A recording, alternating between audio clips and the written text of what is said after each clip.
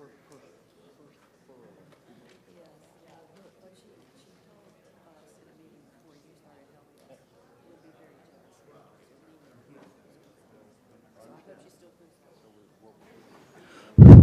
we're ready.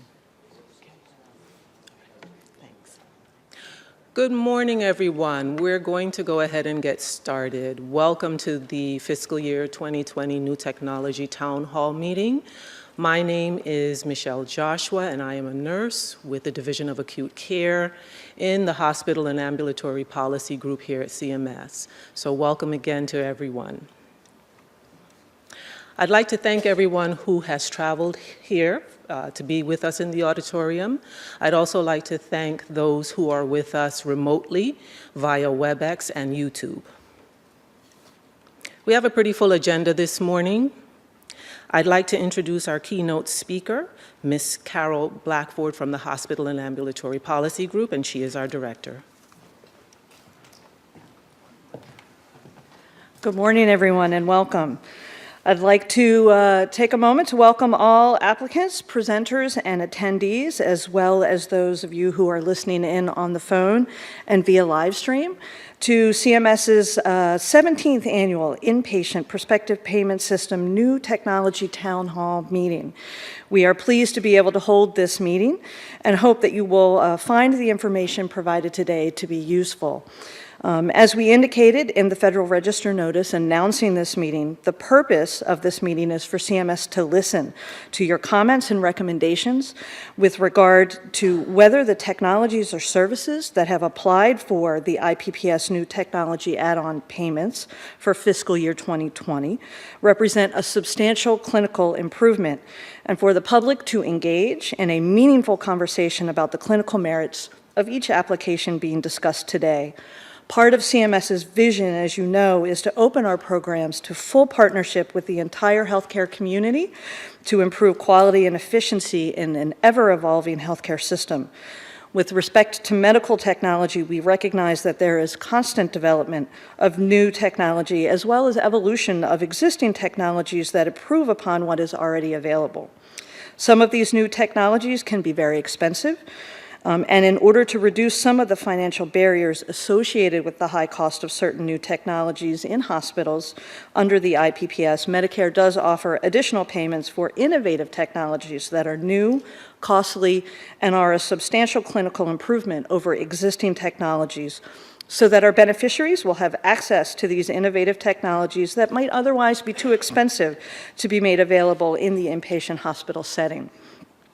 As both a purchaser of health care for Medicare beneficiaries and managers of the Medicare Trust Fund, we at CMS are committed to ensuring access to important medical innovations that improve the diagnosis and treatment of Medicare beneficiaries, while at the same time ensuring that this is done in a fiscally responsible manner. We believe that the additional payments that we provide for the use of new technologies offers an incentive for manufacturers and developers of new technologies, including devices and drugs, to make innovative technologies available. However, we do acknowledge that it is important to promote and maintain cost efficiency in our healthcare system, and that is only appropriate to make additional payments for new technologies that do substantially improve the diagnosis and/or treatment of our Medicare beneficiaries. To improve the understanding of CMS's processes for coverage, coding, and payment, and how to access them, CMS's Council on Technology and Innovation has developed what we call an Innovator's Guide to Navigating CMS. This guide outlines decision points, regulation cycles, application deadlines, and points of contact where available. Hopefully, it is a handy and useful document that will walk you through the various processes and kind of entry points for innovators. Our intent in creating the guide, as I said, was to consolidate all of the information that is available in a variety of CMS documents and in a variety of places on CMS's website into a single user-friendly resource document. It is available on our website, and it is an evolving document in that we do constantly work on updating it to reflect all of the changes that have taken place over the course of the years. We do welcome your input and your guidance and your feedback feedback on the usefulness of the document. And please send us any comment or feedback you have on how to make that document more useful for you. Again, let me say that I am pleased to see the participation of all of you today. We are committed to working together with hospitals, physicians, and other providers and manufacturers of medical devices and pharmaceuticals to provide maximum access to up-to-date, high-quality healthcare for Medicare beneficiaries. We believe it is important to maintain an open dialogue on the issue of how new technology is introduced into all of the Medicare payment systems. So thank you for the opportunity to address you this morning, and I trust that this will be an informative and useful meeting today. And before I turn the microphone back over to Michelle, I do want to take a moment just to thank Michelle and all of the folks here at CMS who have worked so hard to pull this meeting together. These types of conversations and meetings require a lot of logistical work behind the scenes, and everyone here has just done a fabulous job. So thank you, Michelle, and all of the folks here at CMS. Thank you again, Carol, for your remarks and for taking the time to be with us here today. Before we begin, I want to reiterate that the meeting today will focus on substantial clinical improvement. However, before we begin, a new technology must meet the following 3 criteria. The medical service or technology must be new. The medical service or technology must be costly such that the DRG rate otherwise applicable to discharges involving the medical service or technology is determined to be inadequate. And the service or technology must demonstrate a substantial clinical improvement over existing services or technologies. If a technology is approved, it must be distinctly identifiable by ICD-10 diagnosis and/or procedure codes on the claim in order to receive the add-on payment. The deadline to submit a request for an ICD-10 PCS code is December 7th, 2018. And there is a link in your agenda and posted to help you walk you through that process. Again, any approved new technology for new technology add-on payment must be distinctly identifiable by an ICD-10 diagnosis and/or procedure code. To reiterate, that being said, the purpose of today's meeting is to discuss substantial clinical improvement. We posted the tracking forms on the CMS website for the fiscal year 2020 applications. 17 applicants will present their technologies today. As a reminder, the comment period for technologies discussed at this town hall today opens at the close of business today and closes on December 14th. Again, the comment period opens today at the conclusion of this meeting and concludes on December 14th. We'll move on to the public comment section of the agenda today. And our first public commenter is Mr. Robert Falb, Director, U.S. Policy and Advocacy Alliance for Regenerative Medicine. Is Mr. Falb here? Thank you. Good morning. My name is indeed Robert Falb, and I am the Director of U.S. Public Policy and Advocacy for the Alliance for Regenerative Medicine, with the acronym ARM. Thank you for the opportunity to make the following comments today. ARM is an international multi-stakeholder advocacy organization that promotes legislative, regulatory, and reimbursement initiatives necessary to facilitate access to life-giving advances in regenerative medicine worldwide. Our membership includes an international community of small and large companies, nonprofit research institutions, patient organizations, and other sector stakeholders dedicated to realizing the promise of regenerative medicine for patients around the world. The Alliance takes the lead on the sector's most pressing and significant issues, fostering research, development, investment, and commercialization of transformational treatments and cures for patients worldwide. The regenerative medicine and advanced therapies sector is the next frontier in the fight against some of humankind's most devastating diseases and disorders. As of the end of Q3 2018, ARM estimates that there are more than 890 regenerative medicine and advanced therapy developers worldwide, sponsoring over 1,000 clinical trials. These therapies have the potential to revolutionize treatment for some society's most devastating diseases. Last year, ARM urged CMS not to apply their substantial clinical improvement criteria to regenerative medicine therapies because these criteria are likely outside the original congressional intent and are duplicative of the FDA approval rules related to expedited approval programs, such as breakthrough therapy designation. Specifically, the FDA defines breakthrough therapy as a therapy that may demonstrate substantial improvement over existing therapies. In addition, the Regenerative Medicine Advanced Therapy, RMAT designation, is granted to products that are intended to treat, modify, reverse, or cure a serious or life-threatening disease or condition for which clinical evidence shows potential to meet an unmet medical need. The criteria relied upon by the FDA in assigning these designations mirrors those for satisfying substantial clinical improvement. In response, CMS stated that if the technology has an FDA designation that is similar to the substantial clinical improvement standard, the technology should be able to demonstrate that it meets the substantial clinical improvement criteria. The agency further added that it does consider FDA approvals and designations in its evaluation of NTAP applications. ARM appreciates CMS's statements related to the similarity between data satisfying FDA designations and data satisfying substantial clinical improvement.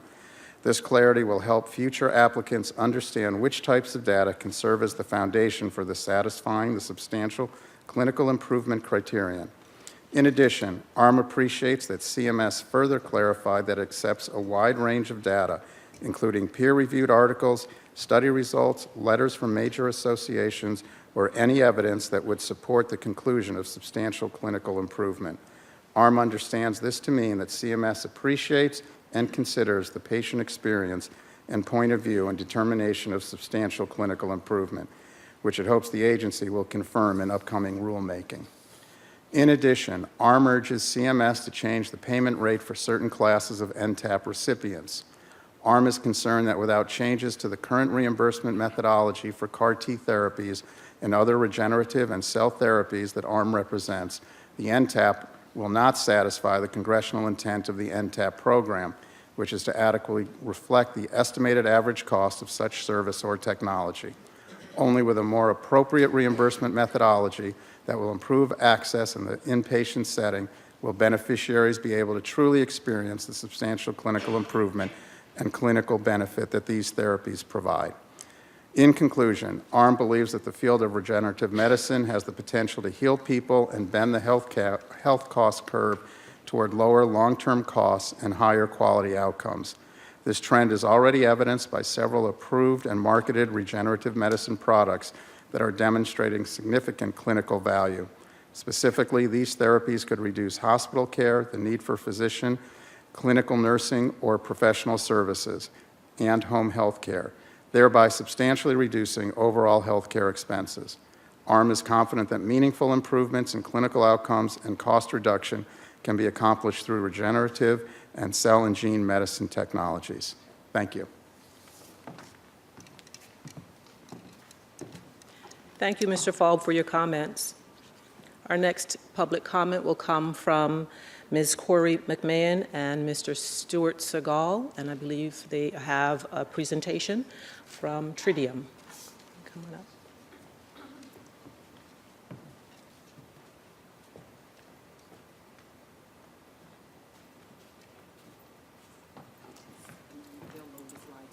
Thank you.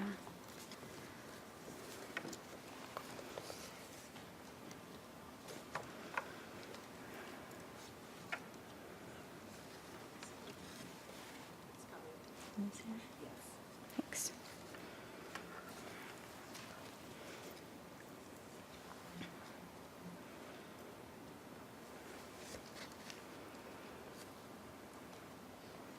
Okay. Oh.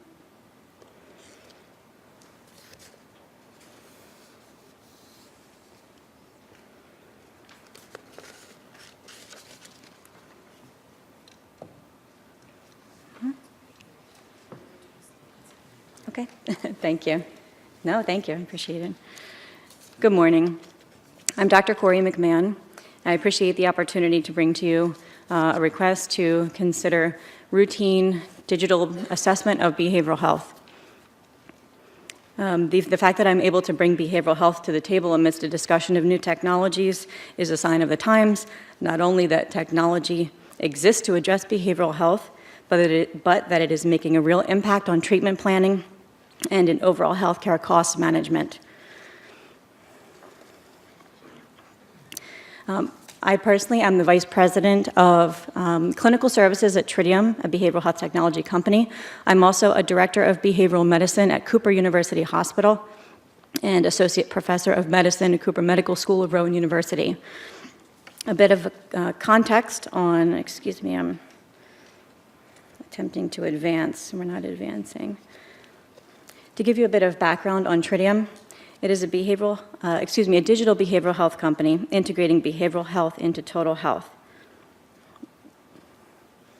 I'm trying to advance, it's not advancing. If someone else can advance, that's okay. I can ask you to do that.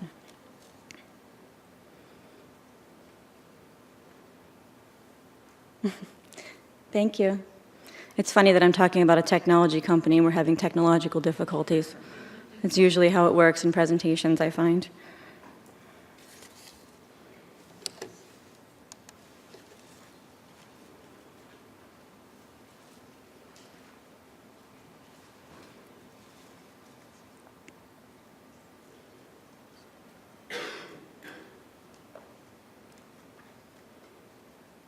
I can continue if you like. There we are. Thank you so much.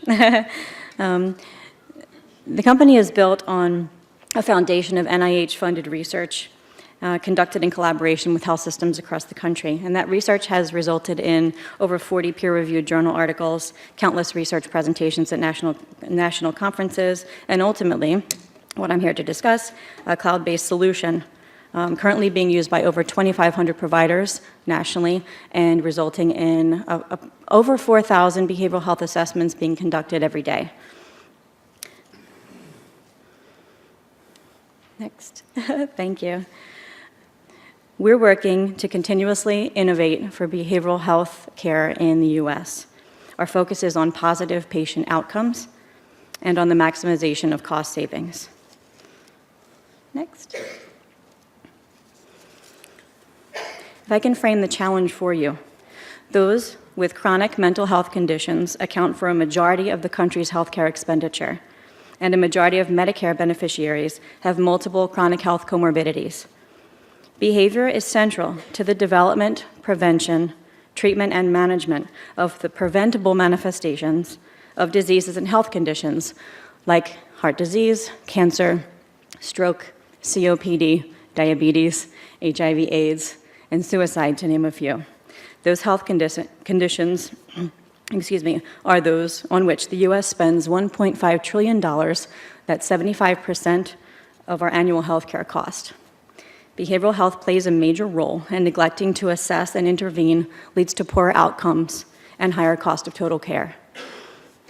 Spending the last decade inside a hospital, myself as a provider, I'm well aware of the motivation to prevent unplanned readmissions.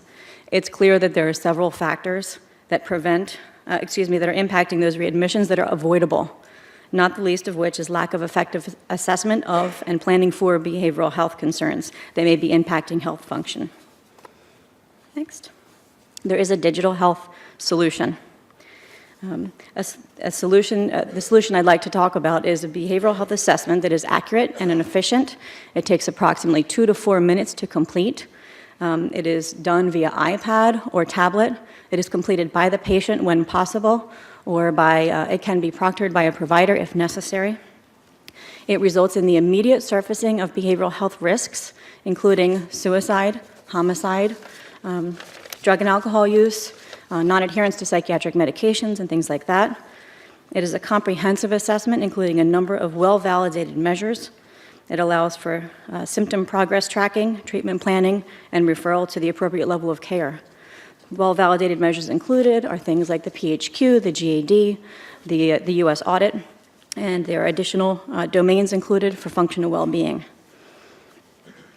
When using a digital behavioral health assessment routinely, we can impact patient-centered discharge planning, which has a direct impact on hospital readmissions, improvement in healthcare outcomes, in patient satisfaction, therefore scores, and has a potential for billions of dollars of savings in overall medical spend.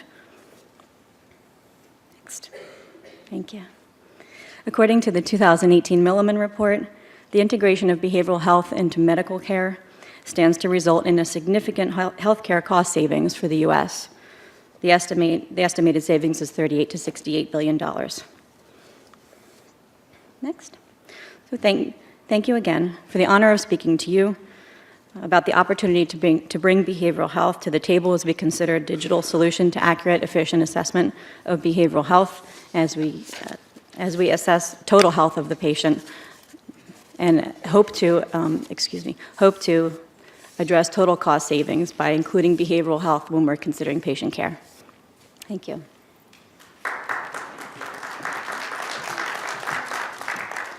Thank you, Dr. McMahon, for your public comments. We have an additional public commenter in the audience, Mr. Richard Price from AdvaMed. Good morning. Welcome.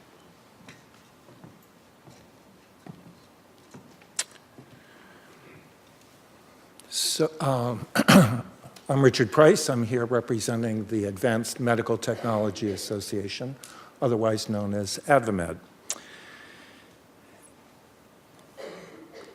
So I'll begin by saying AdvaMed is pleased with the rate of approval of NTAP applications going through final CMS review the past 2 years.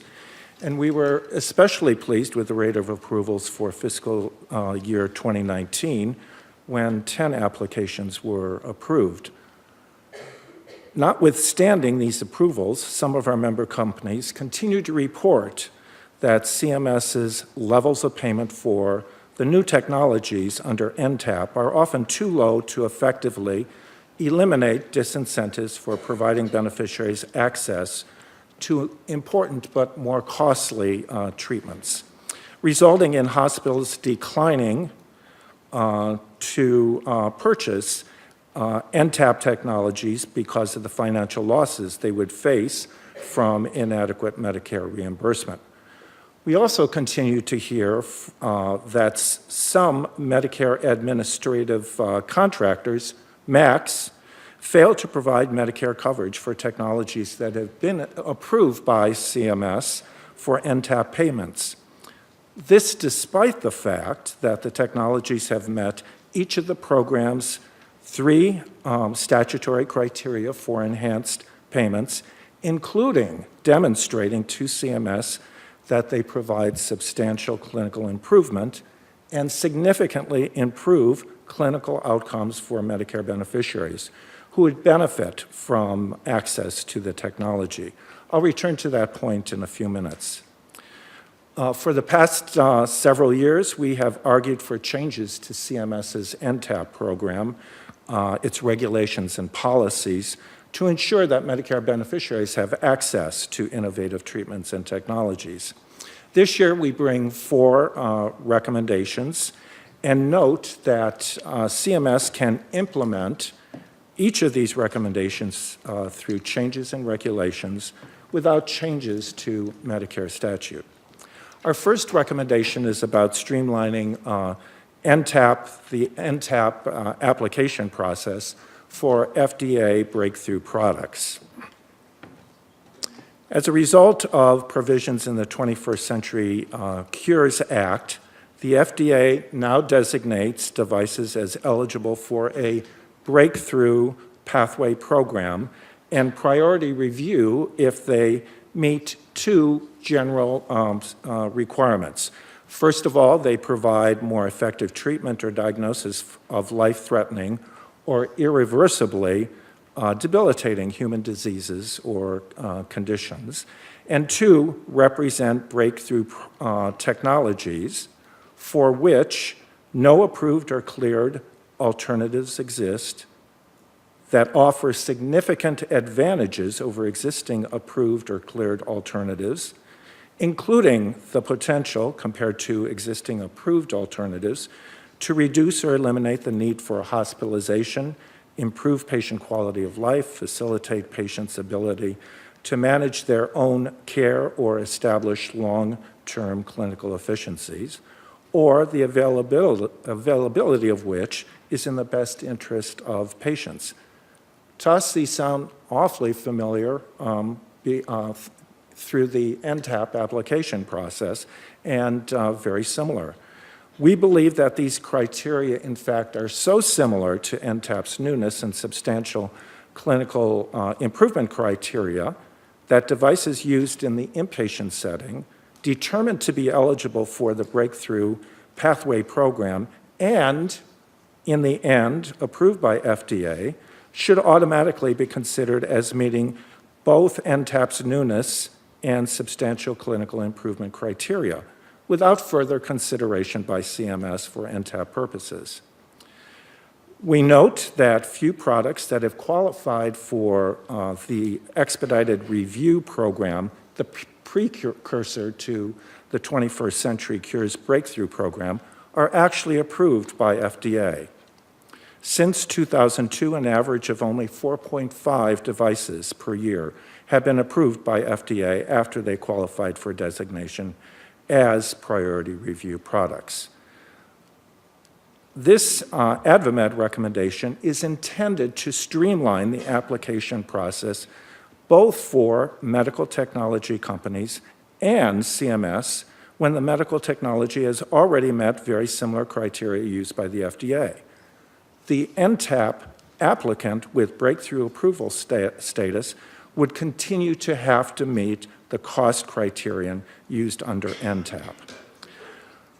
Our second recommendation is about Medicare coverage of NTAP-approved technologies by Medicare administrative carriers, the MACs. While we recognize that NTAP approval and Medicare coverage policies are different, we ask that CMS develop policies that would require MACs to cover procedures that use NTAP-approved medical technologies. We know of two local MACs that during 2015 issued non-coverage determinations for technologies that CMS had approved for NTAP, effectively denying Medicare beneficiaries in many states access to a new technology and the procedures in which they are used. We also learned that Second Sight's Argus technology, after being approved for NTAP several years ago, is still not being covered in two MAC regions. This presents a very serious inconsistency in policy within the program, especially after CMS Central Headquarters has determined that the technologies and procedures provide substantial clinical improvement for beneficiaries and are shown to significantly improve clinical outcomes for patients having access to the technology. With CMS's determination that an NTAP-approved technology provides substantial clinical improvement for beneficiaries, is it equitable for beneficiaries residing in certain MAC regions not to have access to the technologies? Our third recommendation is about the payment level for approved NTAPs. I noted earlier some hospitals refused to buy the technologies because the additional cost is insufficient to cover their expenses for the technology. So therefore, we recommend that the add-on payment for approved NTAPs be increased from 50 to 80% of the difference between the standard MSDRG payment and the cost of the procedure with the new technology. We've cited in the past an Avalier study that found that despite receiving $40.5 million in NTAP payments between fiscal year 2006 and 2013, hospitals also received $23 million in outlier payments on those same cases. The fact that so many NTAP cases also qualify for outlier payments highlights how inadequate the NTAP payment is to achieve the program's objectives. And finally, our fourth recommendation is about administrative review of denied NTAPs. An entity submitting an application for NTAP payments, we believe, should be entitled to administrative review of an adverse determination by an official of DHHS other than an official of CMS. This would provide a safeguard both for the manufacturer submitting an application as well as for beneficiaries who would benefit from access to the innovative technology that is the subject of the NTAP application. AdvaMed further recommends that administrative review of an adverse determination should not preclude resubmission of a modified application at a later point in the future. In conclusion, we'd like to observe the NTAP program was created by Congress to ensure Medicare beneficiaries access to innovative medical technologies that promise improvements in healthcare outcomes. We offer these recommendations with the expectation that they will improve beneficiary access to innovative technologies. We expect that these changes will also help to eliminate some of the uncertainty in reimbursement that discourages some medical technology companies and investors from investing in future innovative improvements in healthcare technologies that benefit not just Medicare beneficiaries, but all Americans, as well as people throughout the world. Thank you very much.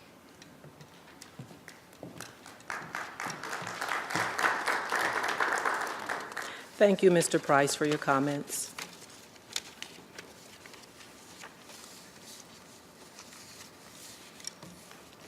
Our first presentation of the new technologies for applications for fiscal year 2020 will come from Dr. Dennis Donahoe, who will present the DuraGraft technology.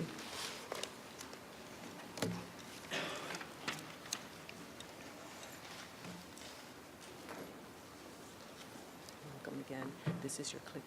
Oh, great. Great, thank you.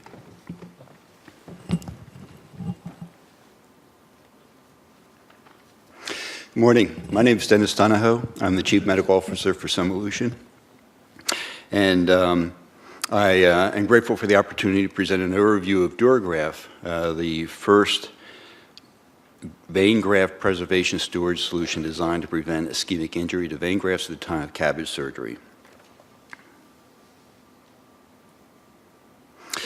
So the clinical benefits of CABG are well recognized. What isn't so well recognized is even today, with the use of arterial grafts, more than 85% of CABG procedures still use vein grafts as part of the procedure. The unmet clinical need associated with vein graft disease and vein graft failure has been identified in the literature for the past 15 to 20 years. Vein graft disease has been identified as an insidious process that takes years to evolve, but potentially contributing to vein graft failure years after the CABG procedure. The failure rate for vein grafts, even with improvements in the CABG procedure and improvements in postoperative medical care, still is above 40% in the 5 to 10 year follow-up post-procedure. The process of vein graft disease and failure starts actually at the time of the vein graft harvesting. It's essentially an ischemic injury to the endothelial cells and the vein graft cells in general. This produces an inflammatory reaction, increased replication of smooth muscle cells, limiting the vessel lumen, resulting in narrowing and atheroma formation.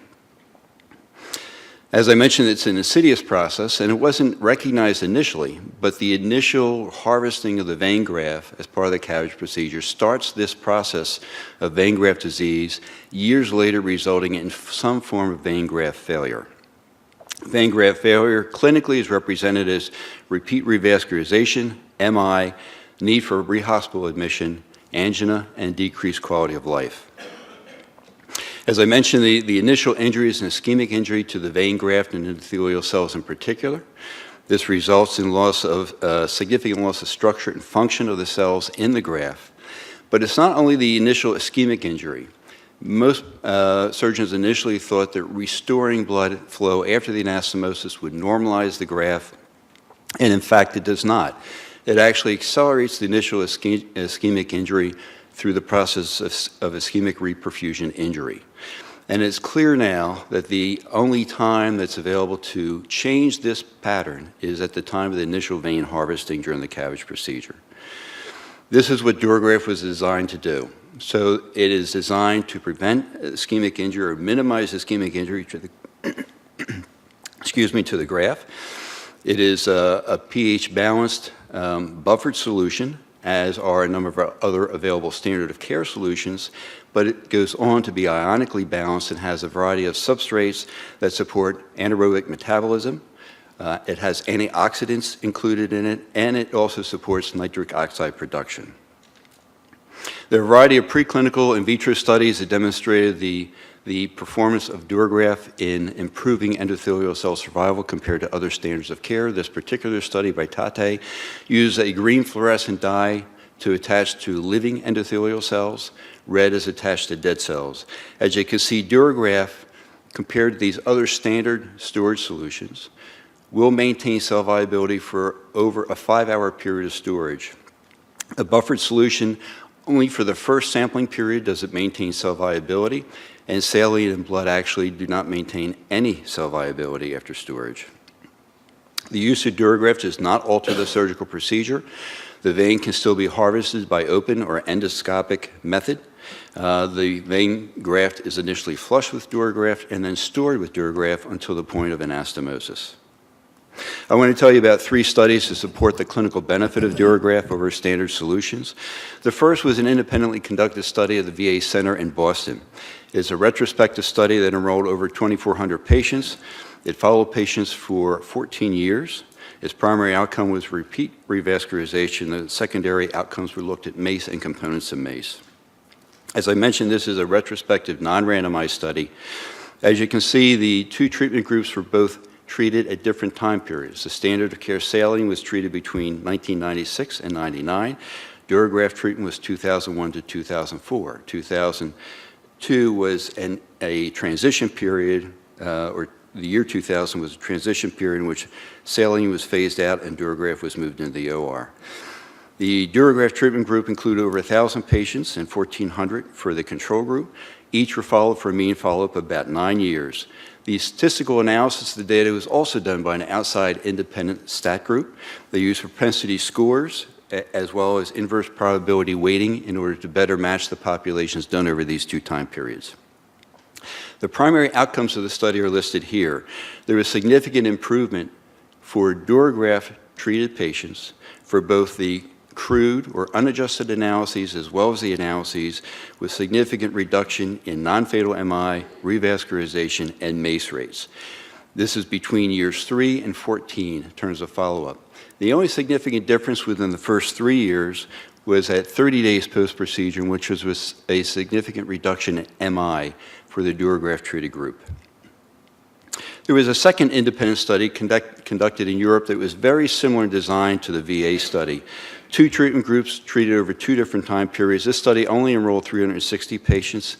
It's more of a pilot study, but as you can see, it numerically improved outcomes for all those assessed in the study, varying from 23 to 70% reduction for the DuraGraft treated group compared to saline. None of these differences were significant given the sample size. However, the direction of improvement was consistent with a larger VA study. Sumolution then conducted a randomized within-patient double-blind study. This study looked at the entire graft for morphologic changes consistent with early onset of vein graft disease, and also looked at the proximal 5 centimeters of that vein graft, which literature indicates the changes occur earlier in the proximal 5 centimeters. If you look at the right side of this cartoon that I've used earlier, what I'm highlighting are the early changes in vein graft disease. That's primarily wall thickening and narrowing, focal narrowing, limiting blood flow. The study we designed then, as I mentioned, was a within-patient randomized study. It included 125 patients. Each patient had to have 2 grafts, 1 graft treated with DuraGraft, the other treated with saline. MDCT imaging was done at 1, 3, and 12 months follow-up, looking at changes in wall thickness, lumen diameter, and focal stenosis. And the primary safety endpoint was vein graft occlusion. An independent core lab with a single radiologist read all the CT imaging. They did this by reading the morphologic changes in the vein grafts at each time period, every 10 millimeters over the length of both grafts per patient. The safety outcome, this adjudication was done on the level of the graft treated, not at the patient level, since it was within patient randomization. You see within the first 3 months, the rate of SVG occlusion was comparable between the two groups, most occurring within the first 30 days, suggesting a surgical technical issue. Between 3 and 12 months, there were 4 events in the saline group, none in the DuraGraft group. Combined, this suggests that there is some improvement from a safety standpoint for the DuraGraft-treated grafts. When we look at the benefit in terms of preventing the initial process of vein graft disease, these graphs are showing you on your left is the whole graft, on the right is approximately 5 centimeters. Blue represents DuraGraft, red is saline. You can see at 12 months there was significantly less wall thickening in the vein graft for DuraGraft compared to saline. This was also true for the proximal segment analysis. In addition to the proximal segment analysis, there was a significant reduction in the amount of change between 1 month and 12 months. When we look at the point of maximal stenosis or lumen narrowing, a similar type pattern, we find a trend for reduced change in narrowing between 1 and 12 months for DuraGraft with a p-value of 0.08, and a significant reduction for minimal change in narrowing for the proximal 5 centimeters. In conclusion, vein graft disease and failure continue to remain unmet clinical needs. Vein graft disease is initiated at the time of vein harvesting during the CABG procedure, and is triggered by ischemic injury and further exaggerated by ischemic reperfusion injury. Current standard solutions do not do anything to minimize or prevent this injury, and in fact, some of these solutions are actually damaging to cells. DuraGraft was designed to protect vascular grafts during this ischemic storage process. I've shown you one of the in vitro studies and the 3 clinical studies. What we've tried to build is evidence on the preclinical in vitro side about protecting cells. The randomized study that Solution did draws that link in morphologic changes between the in vitro findings and the clinical outcomes found in the 2 long-term clinical studies, both of which showing improvement for the DuraGraft-treated graft patients. Thank you. Are you going to take questions? Okay. Any questions? Moderator, will you open the line for questions? Sure. Would you like to open all of the lines?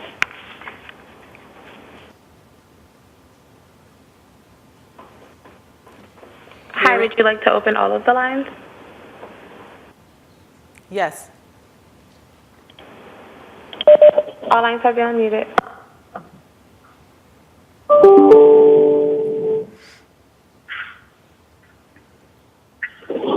Do we have a question?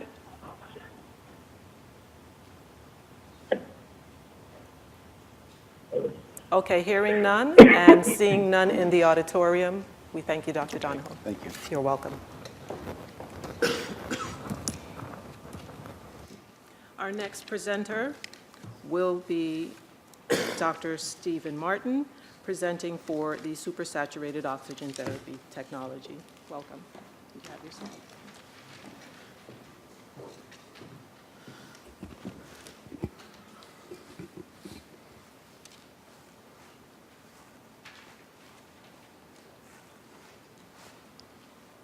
What do I do to advance here? Oh, there we go. Yeah, so I'm Jack Martin. I'm an interventional cardiologist, having been an investigator in the pivotal trials for Therox's supersaturated oxygen. I've accumulated the most hands-on experience with this technology in the world, and I'm pleased to be able to present this data to you this morning. So, percutaneous coronary intervention is a standard of care when readily available to patients with a heart attack. When blood flow is interrupted from an epicardial blockage, tissue becomes ischemic. The current standard of care with PCI after balloon angioplasty and stenting reduces mortality in these patients. PCI has supplanted thrombolytic therapy when available as a standard of care. Importantly, although reperfusion therapy has reduced mortality acutely, many of these patients sustain large infarctions, which results in ongoing mortality and morbidity, particularly reflected through heart failure over the ensuing months and years. In ST elevation myocardial infarction, reducing infarct size has been shown to improve outcomes, which we'll show in more detail. But in this representation, you see establishment of epicardial patency during acute infarction. But importantly, if you look at the apex of this heart, you can see that the microcirculation often remains occluded, and it's been recognized for many years that the goal of reperfusion therapy is not just producing epicardial vessel patency, but to improve the microcirculation as well. Now, I'd like to talk about the relationship of infarct size to clinical outcomes.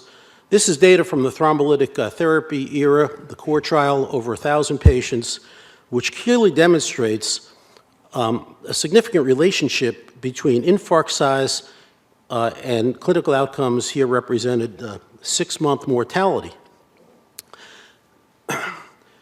PCI has replaced thrombolytic therapy as a standard of care for acute infarction, largely based on pivotal trials that showed improvement of infarct size.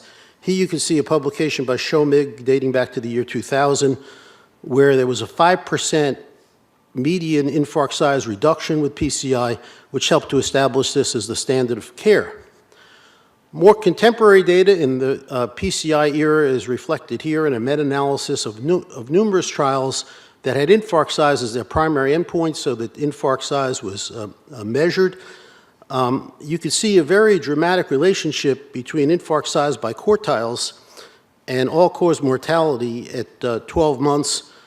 For example, a 7-fold increase in mortality between the lowest and the highest quartile following PCI therapy.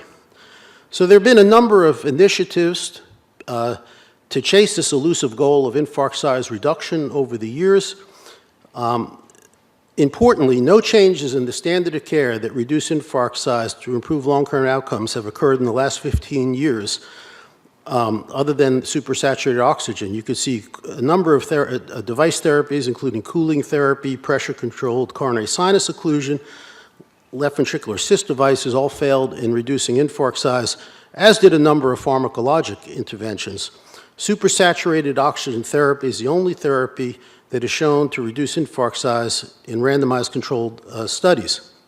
So how does this work? After the patient has the vessel patency restored with PCI, blood is withdrawn from the femoral artery into this console where supersaturated oxygen is produced and then infused regionally into the left main coronary artery to effectively create hyperbaric chamber conditions regionally in the heart. We know from preclinical studies that in the setting of acute infarction, endothelial edema develops, constricting the capillaries despite opening the epicardial vessel. Supersaturated oxygen therapy reduces this edema, establishes better capillary flow, and in addition, the high concentration of oxygen in this hyperbaric regional setting improves diffusion of oxygen to the tissue, limiting necrosis. This is from a porcine animal model demonstrating a control infarct and substantial reduction with the application of SSO2 therapy. Now, there have been 3 significant IDE studies of this therapy. The first was AMIOT-1, which was 269 randomized patients in the US and Europe. Because of this unmet need to reduce infarct size, in that initial trial, we casted a wide net trying to test this therapy in as many patients as possible. So we took all comers for acute infarction, regardless of the location, and as long as they presented within 24 hours. So we demonstrated clinical benefit in that study only in a pre-specified subgroup of the largest infarcts in the anterior location, presenting within 6 hours. The AMIA-2 trial, 301 randomized patients in the US and Europe, focused on that important group with the largest anterior MIs presenting within 6 hours, and supersaturated oxygen safely reduced infarct size compared to PCI standard of care alone. The ICHOT trial is an additional 100-patient, US-only confirmatory study for PMA approval. In that study, SSO2 safely reduced infarct size and demonstrated left ventricular structural recovery, which we'll show you was lack of adverse ventricular enlargement or remodeling, and demonstrated excellent one-year outcomes compared to historic controls. So this is the AMIA-2 data, infarct size, and as the primary analysis was a pre-specified Bayesian analysis combining results from AMIA-1 and 2, and as you can see, there was a statistically significant posterior probability of close to 97% for a 6.5 absolute reduction in infarct size, which exceeded our benchmark of 5%, which I had showed you was the basis for demonstrating superiority of PCI over thrombolytic therapy. If you look at the AMIA-2 population alone, it demonstrated the same 6.5 absolute reduction in infarct size. In terms of safety, from AMIA-1 and AMIA-2, we have MACE demonstrated here. It was non-significant for all categories, which met the pre-specified non-inferiority margin with Bayesian analysis of over 99%. Similar findings of non-significance for any of the individual components of MACE. In the ICHOT study, we added some additional endpoints to the traditional MACE, which included stent thrombosis, major and minor bleeding, and severe heart failure. There was an objective performance goal of 10.7% from historic literature. The observed 7.1% was well below that pre-specified performance goal, importantly with very low events in all categories, including death and heart failure. The infarct size in the ICHOT study on the right-hand side of this slide was consistent with what we found in the treatment arm of AMIA-2. Now, importantly, what this slide demonstrates with the yellow bar is patients who present with acute infarction already have their ventricle starting to dilate during the acute event, and typically over the next 30 days there's further adverse remodeling with enlargement of the left ventricle. In a sub-study in Leiden during the AMIA trials, you could see that patients with supersaturated oxygen therapy actually had reduction in left ventricular size back towards normal over the ensuing 30 days as opposed to the expected enlargement. And in the ICHOT trial, you could see that patients treated with supersaturated oxygen also had this reduction in infarct size. This left ventricular enlargement early after the infarct is often setting the patients on a path towards heart failure. So importantly, in terms of clinical outcomes from the ICHOT trial, this slide demonstrates a propensity-matched historic control from a study called INFUSE-MI compared to the ICHOT population. As you could see, there was a highly statistically significant reduction in death as a single endpoint, heart failure as a single endpoint, death and heart failure as a combined endpoint. Reinfarction and target vessel revascularization would not be expected to be benefited by supersaturated oxygen, as that's largely driven by the patient's underlying atherosclerotic disease. But when those are added to the composite endpoint, there's still a highly significant improvement in clinical outcomes with supersaturated oxygen therapy. So I'd like to conclude by saying that infarct size reduction correlates strongly with clinical events, including mortality and heart failure. Stenting versus thrombolytic therapy demonstrated a 5% reduction in infarct size, establishing it as the standard of care. Supersaturated oxygen results in an additional 6.5% absolute reduction in infarct size over PCI as the standard of care.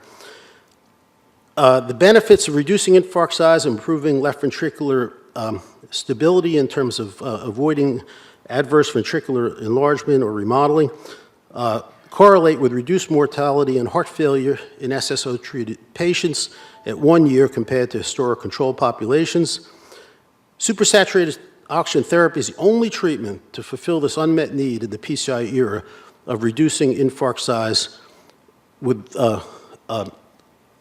concomitant improvements in clinical outcomes. So we believe that supersaturated oxygen therapy meets the CMS criteria of significant clinical improvement versus standard of care alone. Thank you very much for your attention.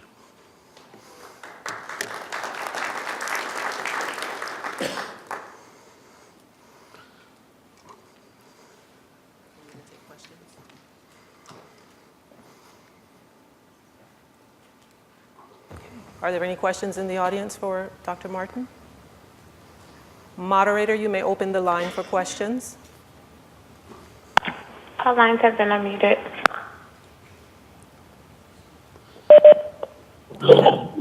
Do we have any questions on the line for Dr. Martin? Okay, hearing none. Thank you, Dr. Martin. Thank you. You're welcome.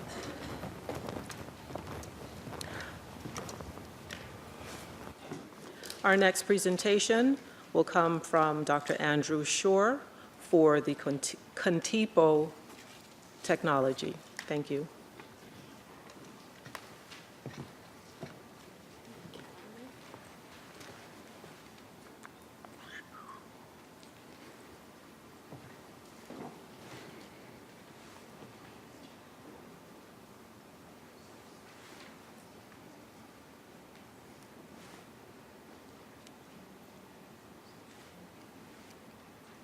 Thank you very much. I'm Andy Shore. I'm an academic intensivist. I practice about an hour from here in Washington, D.C., and I'm here to speak to you as a physician at the bedside about Contigo or fosfomycin for injection.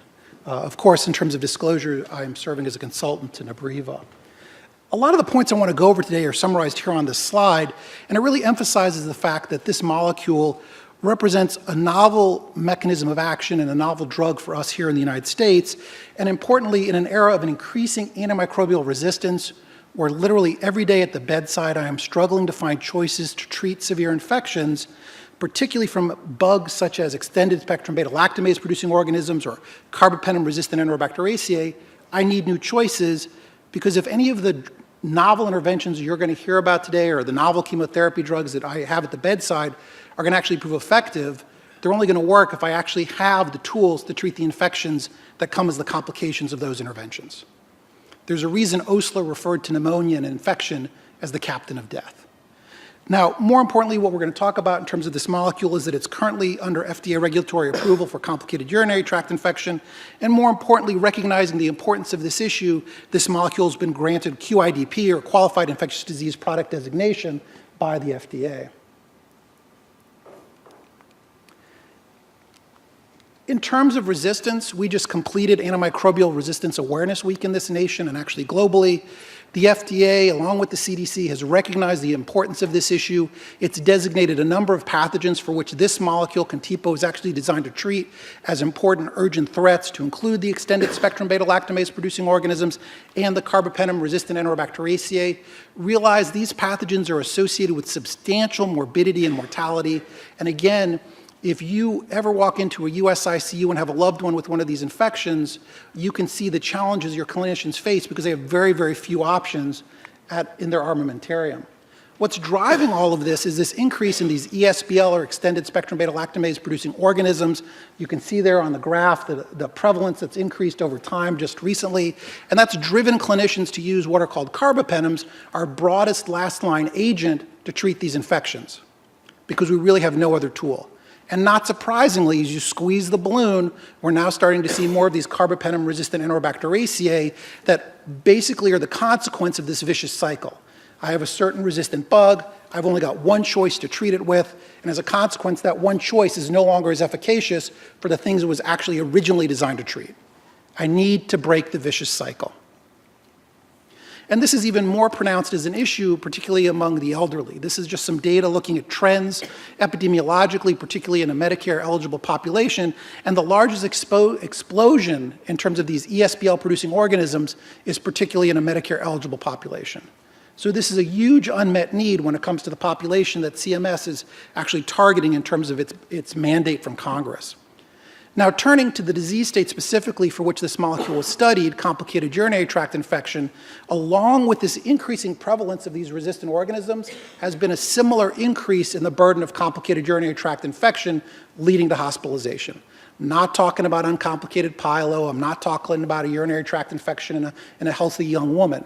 I'm talking about severe infection that leads to hospitalization and is second only to respiratory infection as the reason for hospitalization in this country.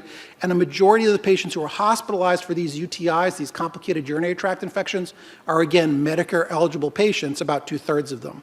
I went on HCUP.net just yesterday. The national inpatient bill to CMS is on the order of $10 billion annually and increasing. Now, fosfomycin is actually a very interesting molecule. It works in the cell wall where many antibiotics do work, but it works at the first step of cell wall commitment in terms of its evolution. And so therefore, this molecule is different from the traditional beta-lactams and carbapenems we rely on. And this unique mechanism of action allows it to work against many of these multi-drug resistant pathogens that I have to combat all the time. Similarly, because of this unique mechanism of action, there's very little, if no cross-resistance with other drugs I traditionally rely upon. But at the same time, there's potential synergy with other molecules for those very, very difficult to treat pathogens. This is the Zeus trial. This is a trial that was agreed upon between the sponsor and the regulatory authorities, both here in the US and in Europe, to study this molecule, to get it through regulatory approval. It was a double-blind, randomized controlled, prospective study. Not anything looking back at historical controls, comparing fosfomycin at 6 grams every 8 hours versus Piptaz, piperacillin tazobactam, at a large dose every 8 hours. Realize piperacillin tazobactam is our workhorse gram-negative drug in this country. It's what you would probably get if you showed up to my emergency room. The primary endpoint was a combination of clinical resolution of signs and symptoms and microbiological eradication at about day 21, or about 3 weeks after presenting and about 2 weeks after completing drug. This is just some data about the baseline characteristics of the patients. I'd like to illustrate 2 important points. First, as you see there, about 1/3 of the patients actually studied our Medicare-eligible over 65 population, so data that has generalizability to what NTAP is designed to address. And similarly, if you draw down to the bottom to the SIRS criteria, so that's systemic inflammatory response syndrome or severe sepsis, about 1/3 of the patients here had severe sepsis. So again, an elderly and severely ill cohort of patients. So again, studying the population where the unmet need is greatest and the potential to actually bring clinical benefit is potentially also very great. Here's the primary endpoint data, overall success, again, a combination of microbiologic and clinical resolution. What you can see there is 65% overall success in the patients given Contigo versus about 54.5% in the patients giving Piptaz, and those numerical patterns are consistent in the elderly population, whether you look at overall success or just microbiologic eradication. What I think is more important is some secondary analyses that were done using post-field gel electrophoresis in an effort to prove that the organism that was there causing the infection was actually the same culprit organism that came back if the patient was a microbiological failure, rather than just relying on genus and species in the microlab to tell you, well, it's still E. coli. They did genetic testing to actually prove it was the same bug. When you actually look at that, this difference here of 11.7%, the delta for the confidence interval crosses 0. That is a statistically significant difference. If I was teaching my residents, I would say the clinically meaningful way to think about this is look at the number needed to treat. If you do your evidence-based math and you look at the absolute risk reduction, you're talking about a number needed to treat of about 10 to get 1 additional overall clinical success. And as, again, someone who's practiced inpatient medicine for 20 years, there aren't many things I do where for 10 people I make 1 treatment choice over another, I get 1 additional clinical success. So that is a clinically meaningful and important substantial clinical benefit. We always weigh safety when we think about new molecules and we think about decisions we're making, particularly in a CMS-eligible or elderly population. Many, many treatment adverse events, as you'd expect from a clinical trial, the vast majority of them were mild. When you actually look at either drug-related adverse events or adverse events that led to drug discontinuation, they were de minimis and comparable in both arms.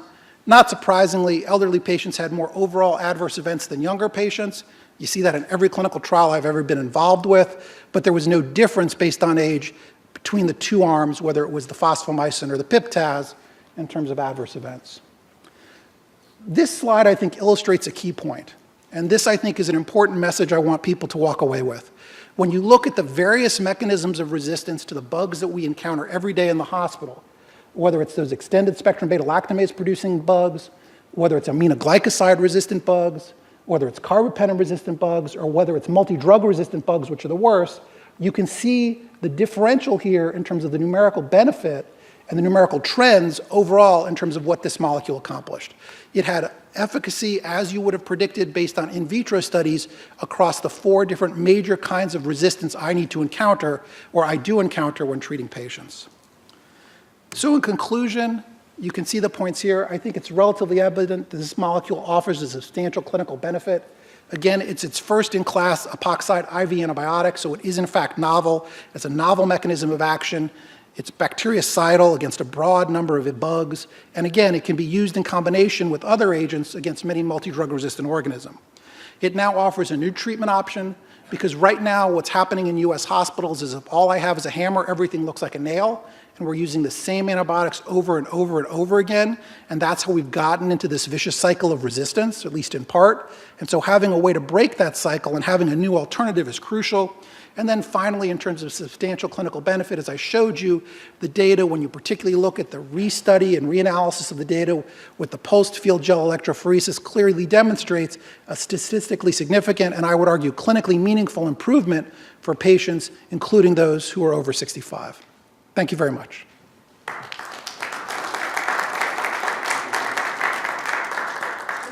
I'm glad to answer any questions.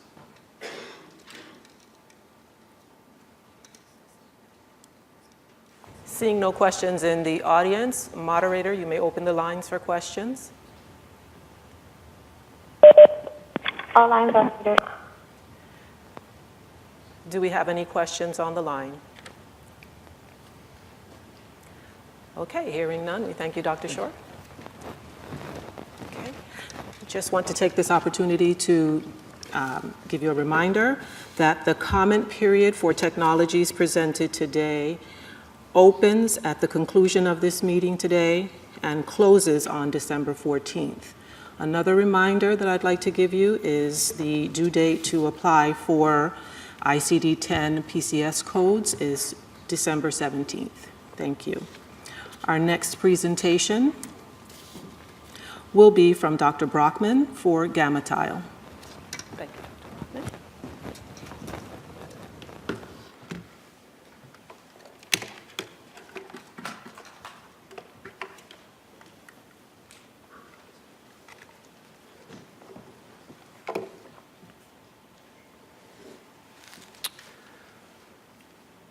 Well, that's not the expected view.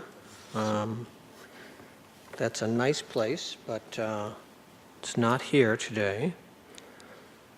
My AV helper who set me up earlier today. Let's quickly go to that.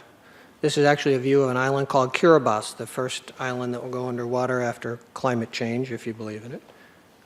We're supposed to see the slide itself, the title slide. Great, thank you very much. We're running this off of the laptop so we can show a video, and I apologize for any delays.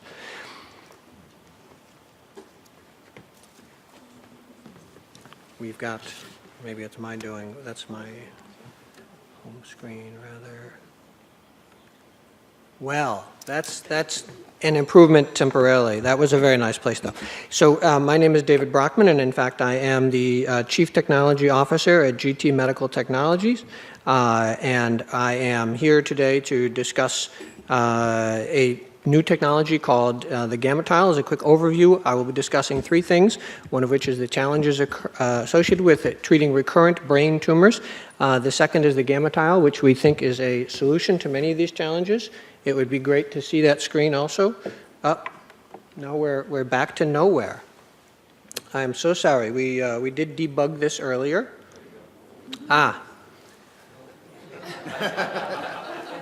You know, we had a 10-minute limit, and I didn't want to go over it, so I thank you for your attendance today.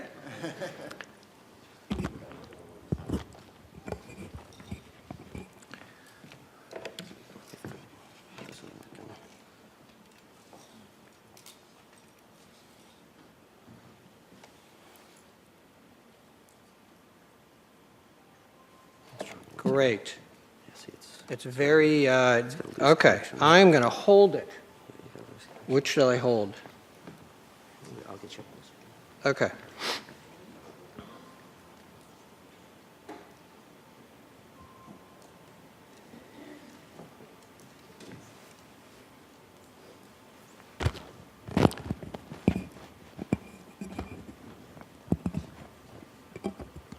It was perfect in the run-through.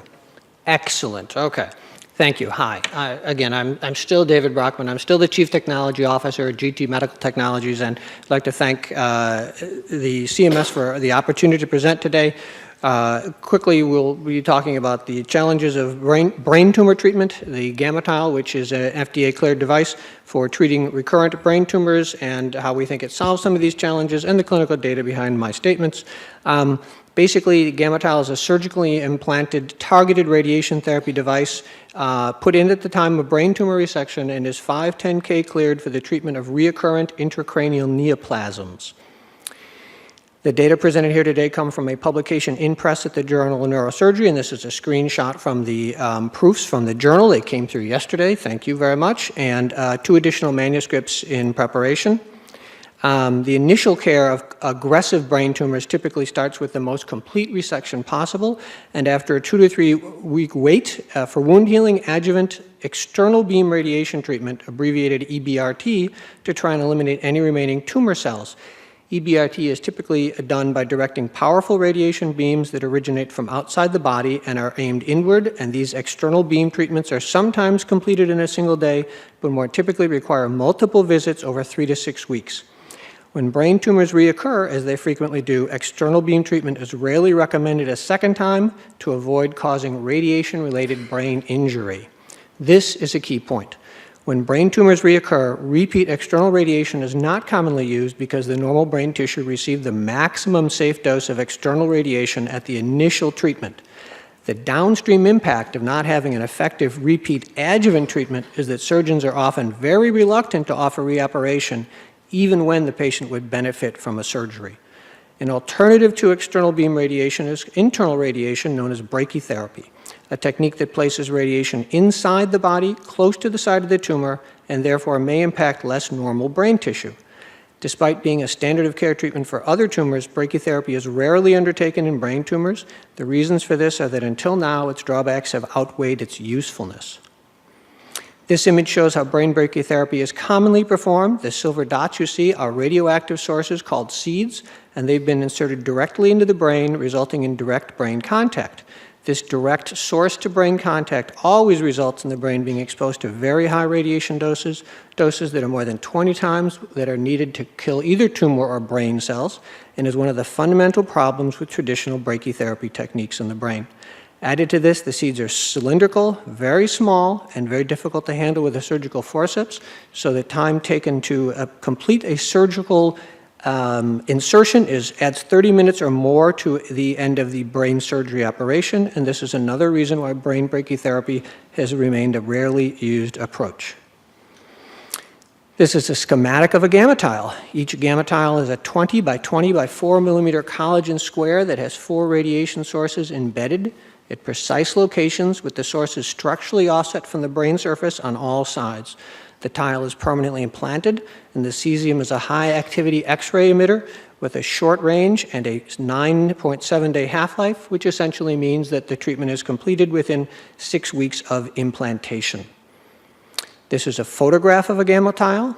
It's placed smooth side down, positioning the sources 3 millimeters off the brain surface and 1 centimeter from each other. The structural offset is asymmetric, as you can see.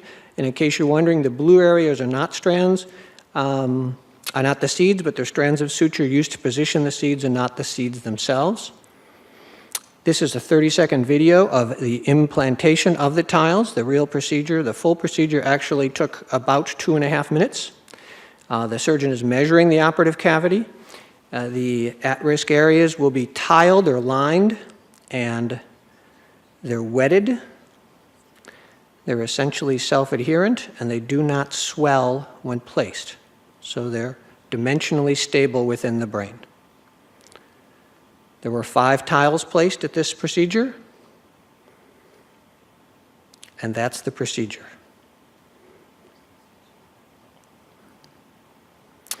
The far left image is the postoperative CT from the patient in the video, and the middle and right images compare and contrast the radiation zone impacted by a simulated external beam treatment, shown in the middle, and the radiation zone from the tile treatment, shown on the right.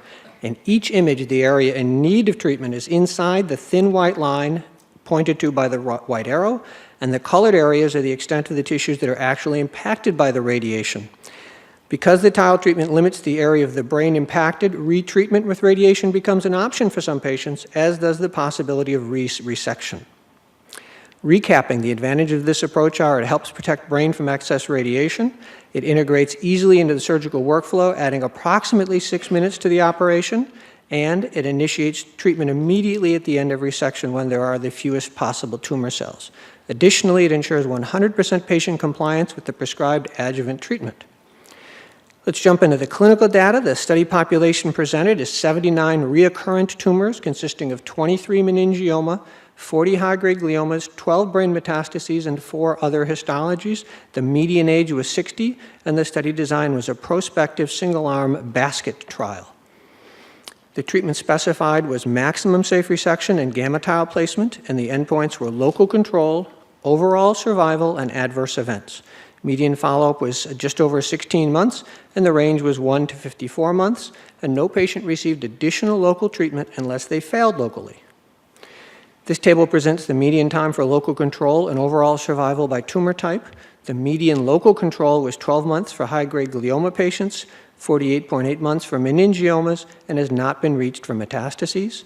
The median overall survival was 12 months for patients with high-grade gliomas, 49.2 months for patients with meningiomas, and 12 months for patients with brain metastases, respectively. Breaking this down by tumor types, and using each patient as their own control, this slide compares local control after surgery and GammaTile versus the prior same-site treatment received, with p-values and hazard ratios as shown. An improvement in the median local control times compared to the prior treatment was seen across all groups, with this being greatest in the meningioma subgroup, followed by the metastasis cohort. These graphs break out the local control over time by individual tumor type for that same data we just looked at. For patients with recurrent meningioma after surgery and GammaTile treatment, the 6 and 12-month local recurrence rates, the 1 minus control, local recurrence rates were both 0, and versus 5 and 33% with the prior treatments. For the group with recurrent brain metastasis, local recurrence at 6 and 12-month time points were 17 and 33% versus 30 and 68% with prior treatments. And for the group of patients with recurrent high-grade gliomas, the 6 and 12-month local recurrence rates were 17 and 45% versus 30 and 68% with the prior treatments. This colorful slide is the overall survival for these different cohorts broken out by tumor type. The blue line is for patients with meningiomas. The red is for patients with brain metastases, and the black is the high-grade glioma patients.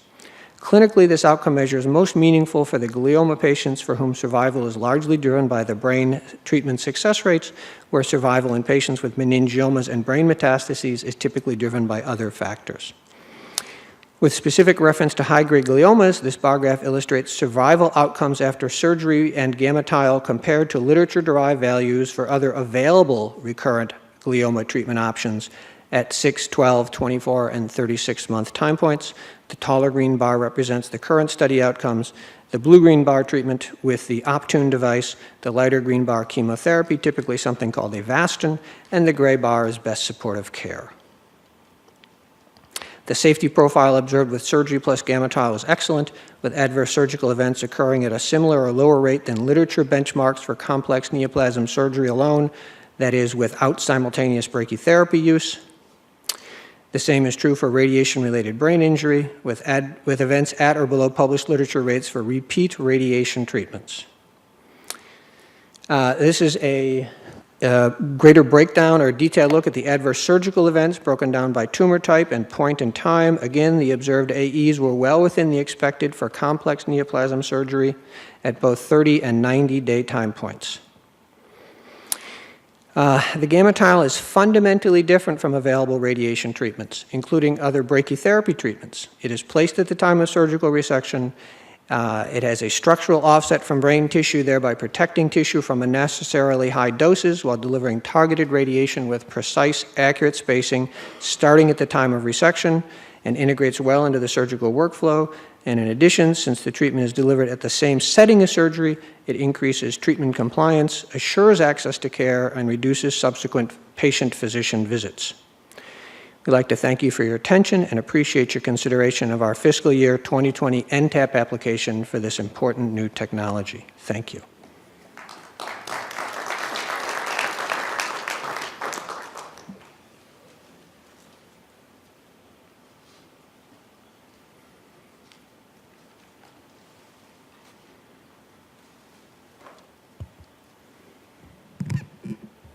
Hi, can you hear me? Great.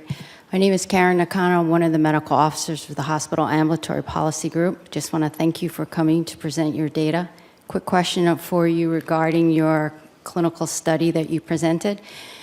In your application, you mentioned that 10% of your patients had radiation necrosis as part of the safety.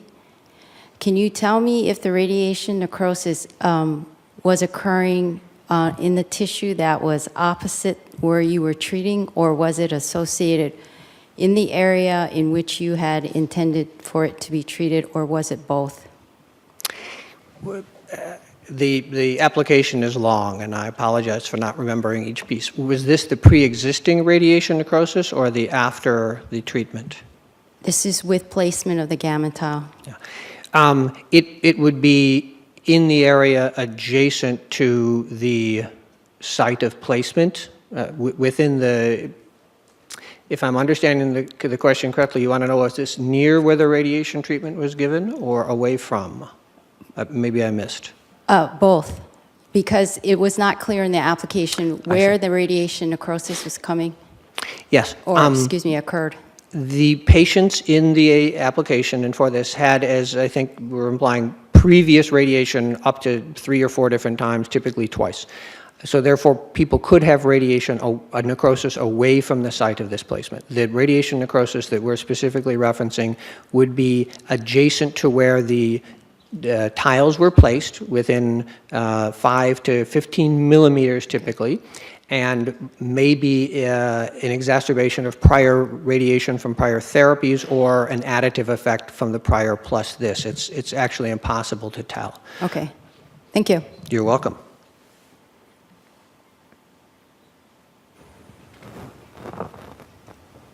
Are there additional questions in the auditorium? Seeing none, moderator, you may open the lines for questions. All lines have been unmuted. Do we have any questions on the line? Okay, hearing none. Thank you, Dr. Brockman. Thank you. Hi.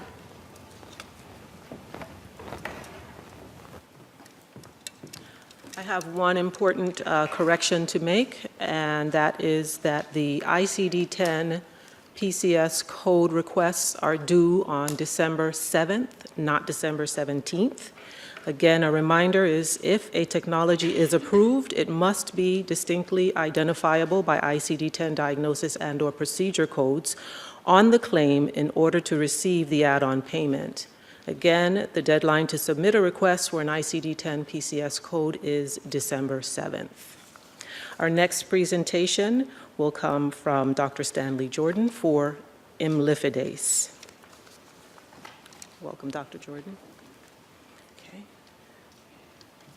We'll load the slides, and you can advance them here, and there's a pointer here if you need it. Okay, thank you. Good morning, everybody. My name is Dr. Stanley Jordan. I'm Director of Nephrology and Transplant Immunology at Cedars-Sinai Medical Center in Los Angeles.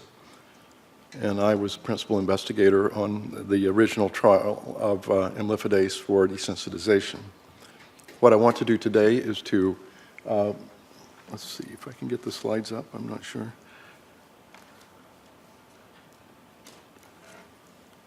What I want to do today is to talk to you about this very novel drug that helps us transplant patients that are often considered untransplantable and give them a chance at a normal life. I'm not seeing the slides, I'm sorry.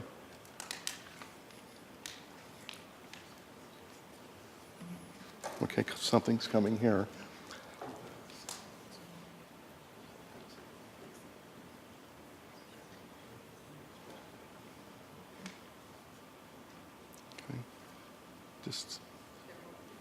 Okay, thank you.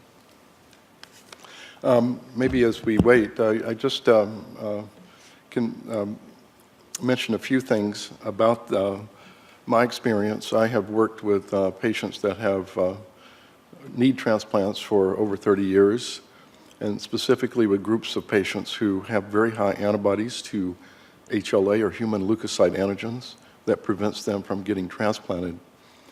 What we've noted is that these patients wait interminably long times for a chance at a kidney transplant, and actually they have a higher chance of dying on the wait list than ever being transplanted. These patients recently have been given higher ratings or higher scores for allocation of kidneys by the UNOS allocation system. However, this has not met the need that we have anticipated for getting patients transplanted in the very highly sensitized group. So there is still a very large unmet need here for patients who have high antibodies. And I should mention that these antibodies come from exposure to human tissues, specifically blood transfusions, previous transplants, any bone grafts or skin grafts, and also, thank you, and also for pregnancy. So the predominant number of people waiting for, who are highly sensitized are female. So this is a CMS new technology add-on payment presentation. And again, if you look at the bottom left-hand corner there, this is what we're talking about. Not it says highly sensitive, but we refer to them as highly sensitized patients. There are over 100,000 people now waiting for kidney transplants in the United States.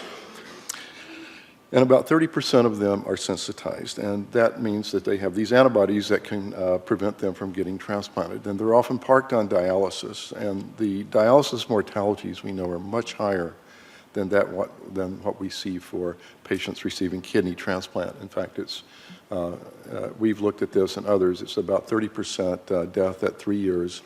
Patients who have the same criteria of high antibodies if they remain on dialysis, versus about 3% if they have a kidney transplant. So clearly, kidney transplantation is the best thing we can do for them. This immunologic barrier has been very difficult to surmount. Again, bureaucratic policies have been taken into consideration over the last 4 years. However, they cannot completely meet the need. I feel, and I'm an immunologist, that we do need an immunologic solution for this. And this solution has really come from a very interesting place. And it was interesting with the gentleman who presented on all the antibiotics trying to kill all these nasty bugs. Here we have a bug which is a very nasty bug called Streptococcal pyogenes, causes flesh-eating bacteria, can be very virulent, kills about 300 to 400,000 people worldwide each year. And why is it such a bad bug? Well, you get an infection, you get strep throat, you get skin infections, and you get an antibiotic, but it may not work. Well, this bug has a virulence factor called IDUS, or immunoglobulin degrading enzyme of strep pyogenes, now being developed as MLipidAce, which destroys the humoral immune system. It cleaves all the antibodies, as you can see, intact antibodies to single hinge to complete removal of the FC fragments. And all the effector mechanisms of antibodies in eliminating bacteria or other pathogens and in causing rejection are mediated by the FC fragment. So removing this should help, we think, in treating patients before transplant to help them get a kidney. So here is a situation where you have an enzyme from this terrible bacteria that causes people to die that may be useful in transplantation. So we're looking at patients who are very unlikely to be transplanted by other means. And these are people who have failed previous attempts at desensitization or had no access to living donors in the desensitization program, patients that are running out of access and are likely to die if we don't get them a kidney transplant. And we looked at about of the patients in our studies, just a little bit of a preview here, is that 76% had previously failed kidney transplants. 9 had more than one failed kidney transplant. and the median time on dialysis was 5.3 years. And one of the patients we transplanted had been on dialysis for 26 years. The panel reactive antibody is the number, or is a measure of the sensitization. And if you react to every human antigen that is known, it's 100%. And you can see that the patients we dealt with here were mostly in that category. And 36%, or 36 of the patient had these MFIs, which I won't go into. This is how strong they are, of 2,000 or more prior to treatment. And 92% had positive cross matches, which would normally mean they would not be transplanted. So the preliminary results we saw, and there have now been 2 trials with this drug, is that IgG is very rapidly cleaved, and this is the total IgG in the body. You can see going from left to right, pre-procedure, by 1 hour, 2 hours, almost completely eliminated by this enzyme treatment. So this is getting rid of all IgG, and with it, the donor-specific antibody and the positive cross-match results. I think this is one of the most powerful slides that we saw, and one of the first patients treated over on your left side. This is the red bars are the strength of the antibody, and they go up to like 25 or 30,000. And this patient would never get a transplant. So many antibodies to so many specificities. There's 97 specificities there, and after 6 hours, you can see that the blue line is where the antibodies go to, and they're insignificant at that level, and would allow the patient to be transplanted. On the bottom is what we call complement activating antibody. They are the very worst in terms of destroying the kidney, and after 1 hour, they're all gone. You can't even see a blue line on the bottom there, maybe a little spike. So this drug works very well in getting rid of these antibodies. And so this was very instructive to us that this was going to be something quite good for our patients. And you can see at our place at Cedars-Sinai on the right side that these are the antibodies at transplant, fairly strong MFIs, but going out now 24 months, and we have data up to 3 years now, they're very low. They go down. We were able to transplant patients, and only a very few people, mostly who have had problems with their medication, have had antibody rebound and rejection episodes.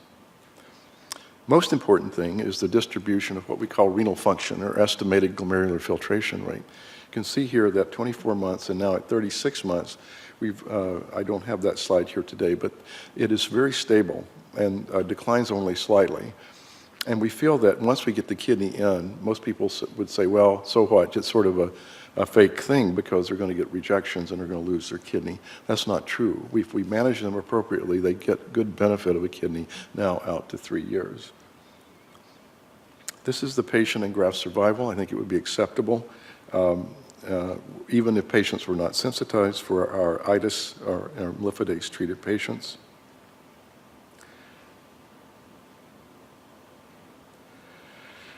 And I want to talk about the combined studies. So there are 2 studies, our study, which was called 04 study, and then an 08 study, which was a Hansa study.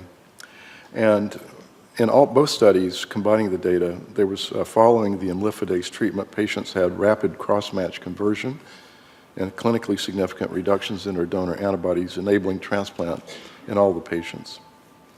32 patients were off dialysis with good function at 1 year, and graft survival was greater than 90%.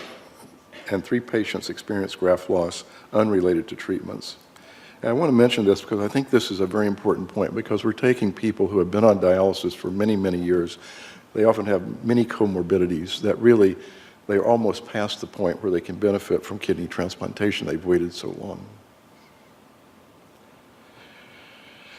So there were rebounds in this patient group. One of the things we noted in our group, though, is that we did combine this with the use of intravenous immune globulin and rituximab after transplant. And in the New England Journal study that we published last year on this drug, we saw the very low levels of rebound, as I showed you previously. So we now know we have to give that afterwards to prevent the immune system from rebounding back and potentially producing donor-specific antibodies.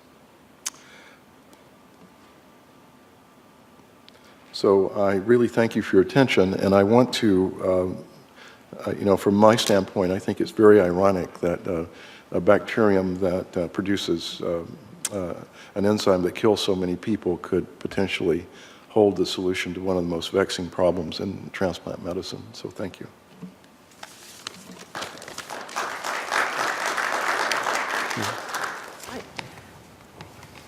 Seeing no questions in the audience, we'll ask the moderator to open the lines for questions. I've actually just left the lines unmuted. Do we have any questions on the line? Hearing none. Thank you, Dr. Jordan.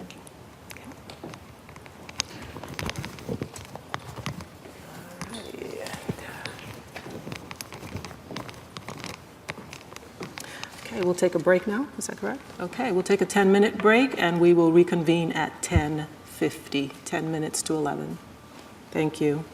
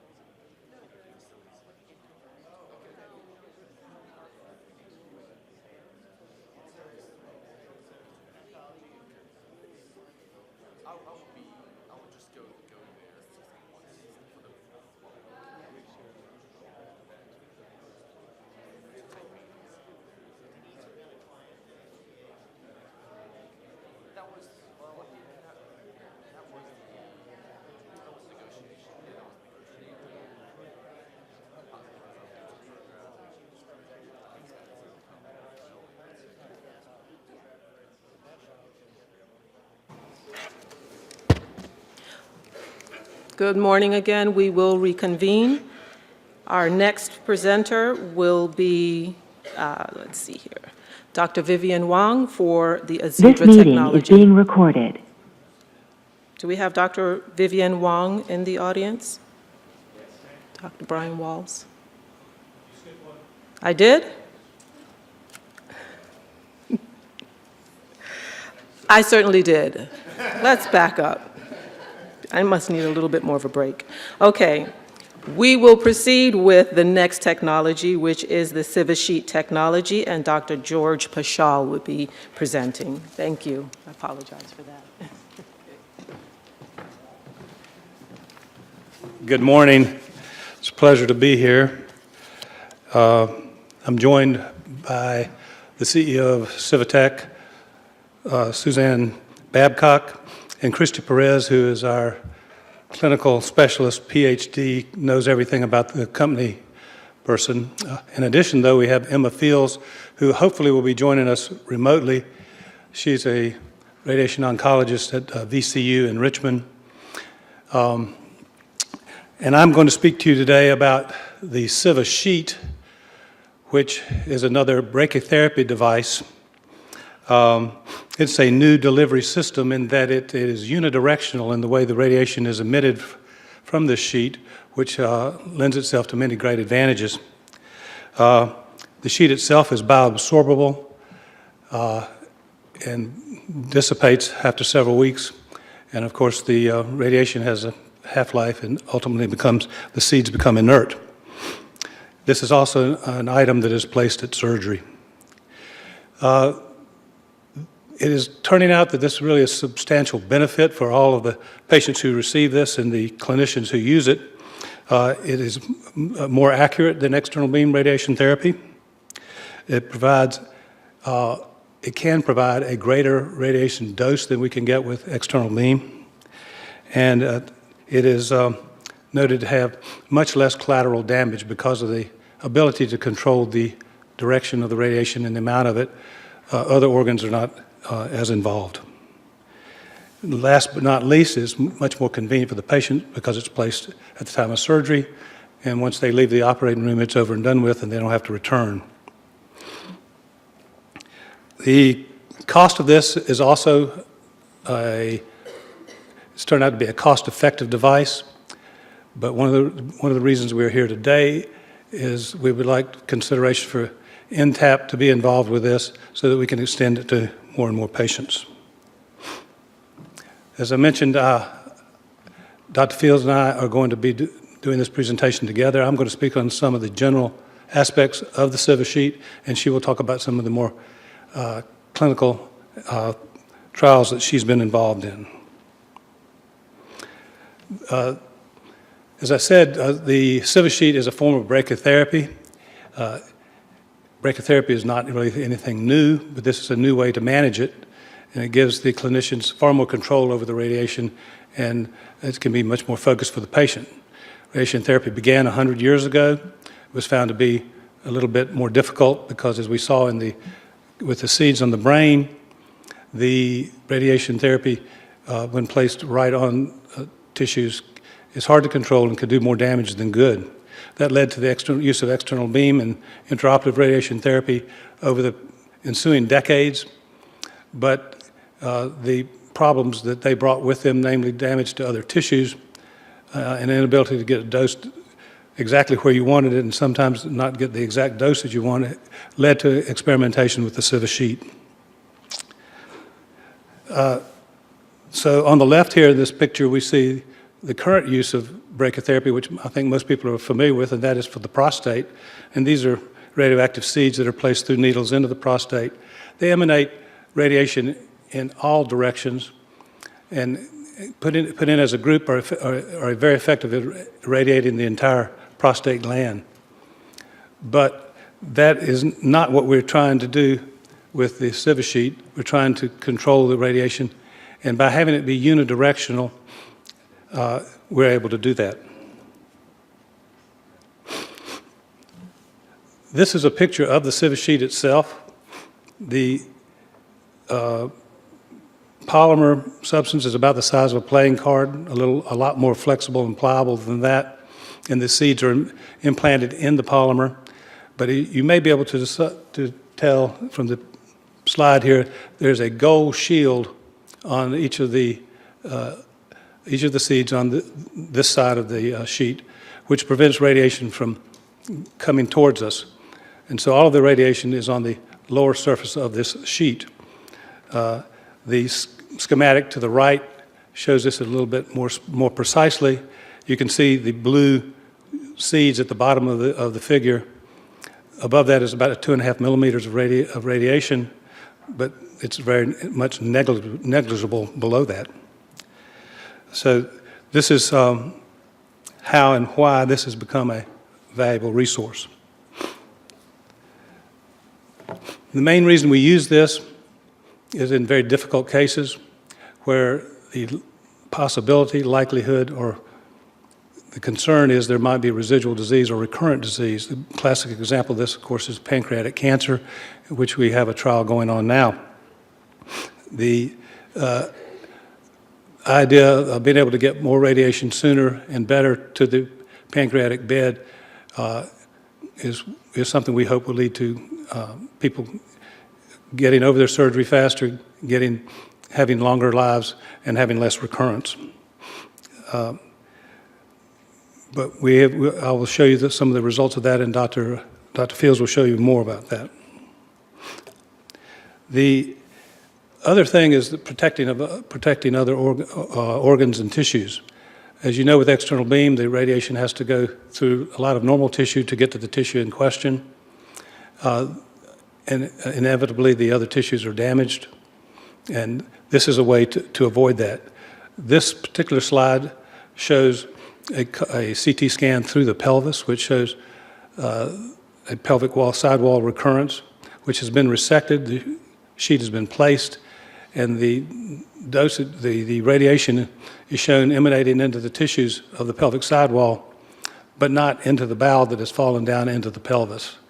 And this is one of the truly great advantages of using the Civic Sheet. Some of the other properties of the Civic Sheet are that, as I said, the membrane is biodegradable. It is easy to handle. Surgeons I've watched put this in the operating room have no problem fixing it. It's usually fixed with glue, sutures, or staples. It can be cut into shapes.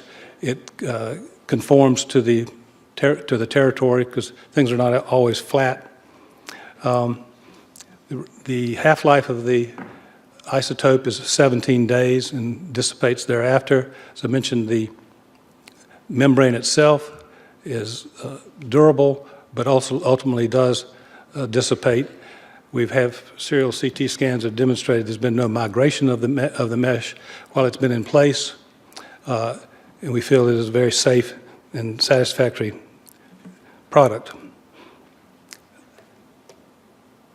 One of the other important things that I'd like to mention too about the Civic Sheet is there are no capital expenditures that are needed, unlike the radiation therapy equipment.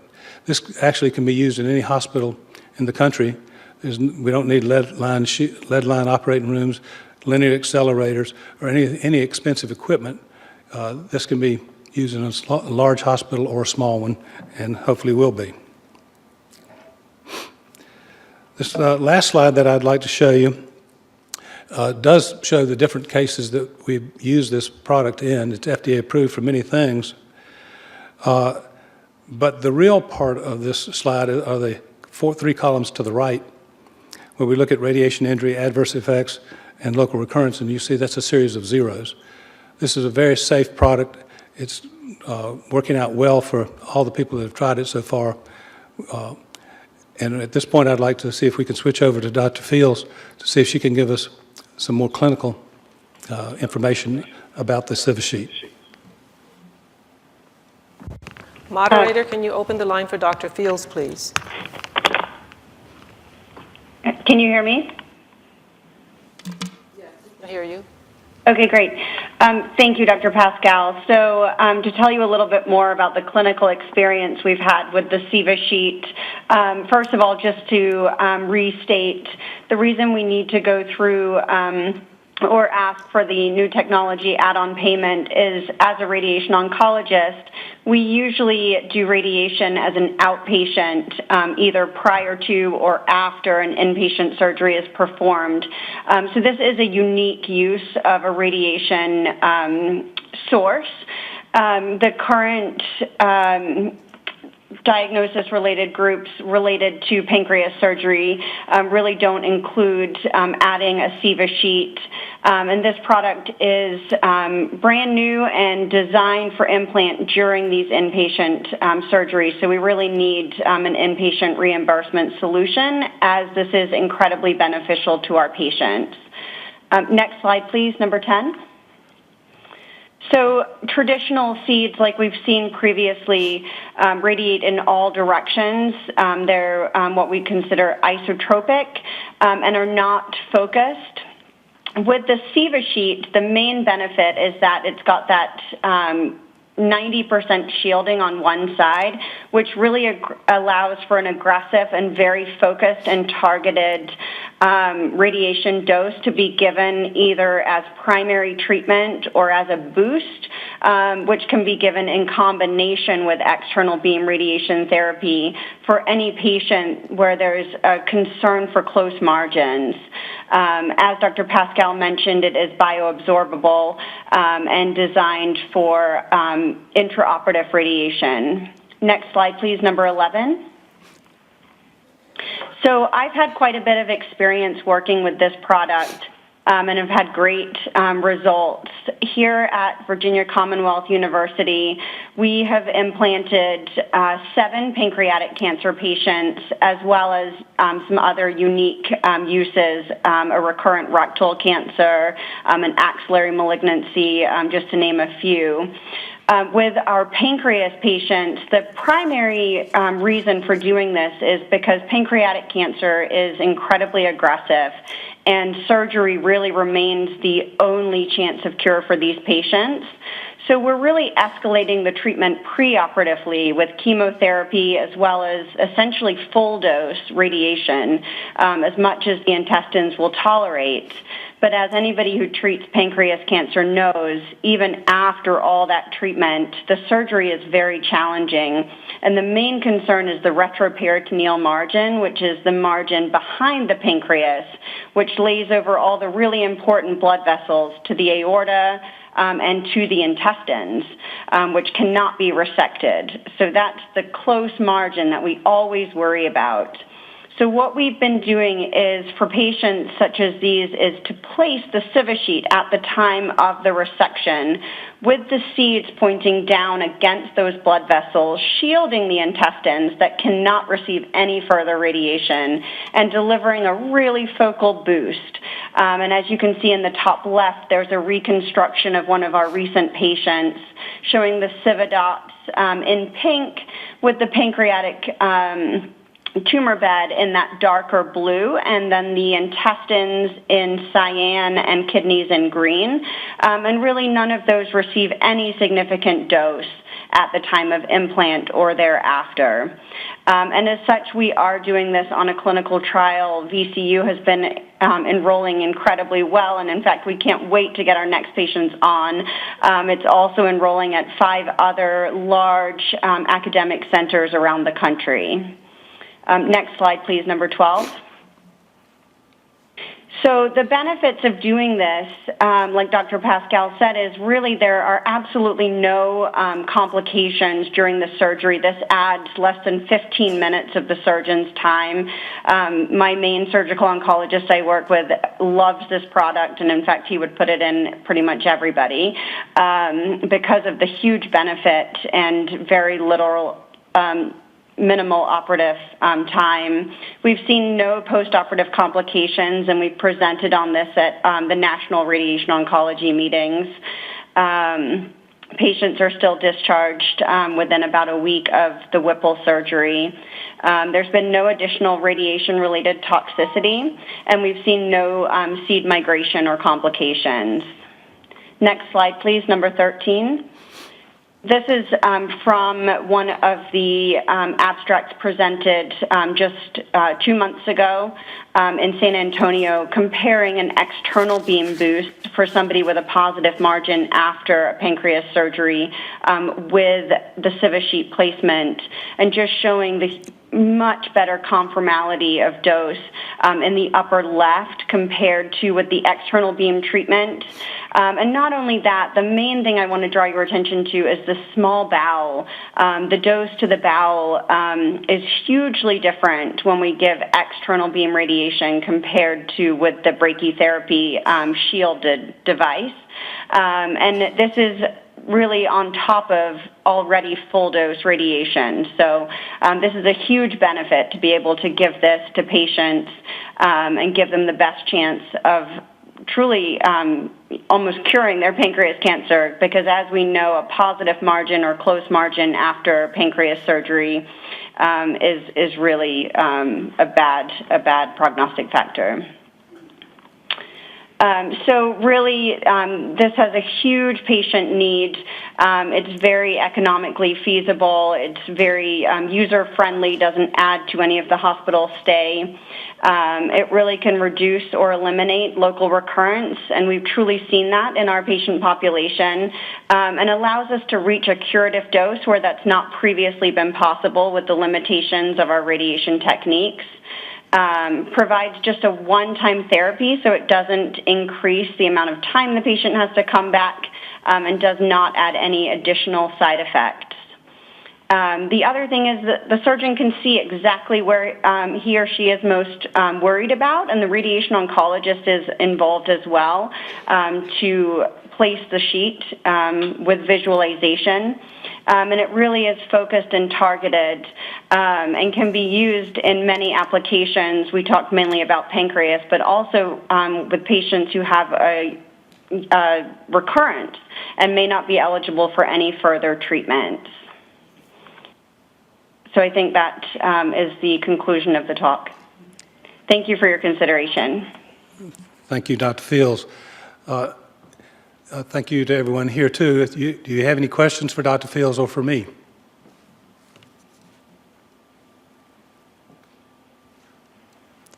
If not, thank you very much.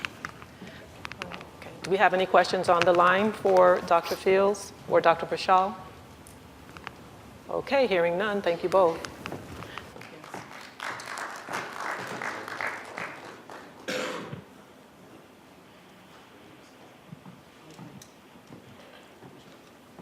Moderator, do we have Dr. Roos on the line? Dr. Sousa? Yes, I'm on the line. Can you hear me? Thank you. Hold one moment, please.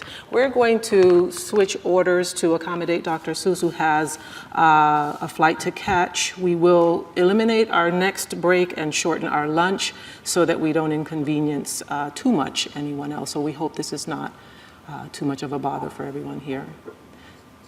At this time, then, we will have the Caplacizumab presentation by Dr. Sousa, who is presenting remotely. Okay, thank you so much for the attention and for bringing my presentation forward. And I'm the Senior Global Director of Medical Affairs at Sanofi's Enzyme, and I will be talking today about the use of Caplacizumab for the treatment of acquired thrombotic thrombocytopenic purpura, also known in brief as ATTP. Can you move to the next slide, please?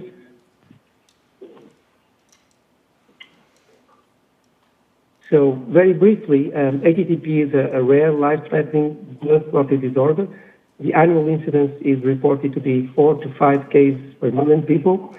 And the hallmark of this disease is the formation of microthrombi in the body's smallest blood vessels, particularly in those where there is a rich microcirculation, namely in the heart, brain, and kidneys.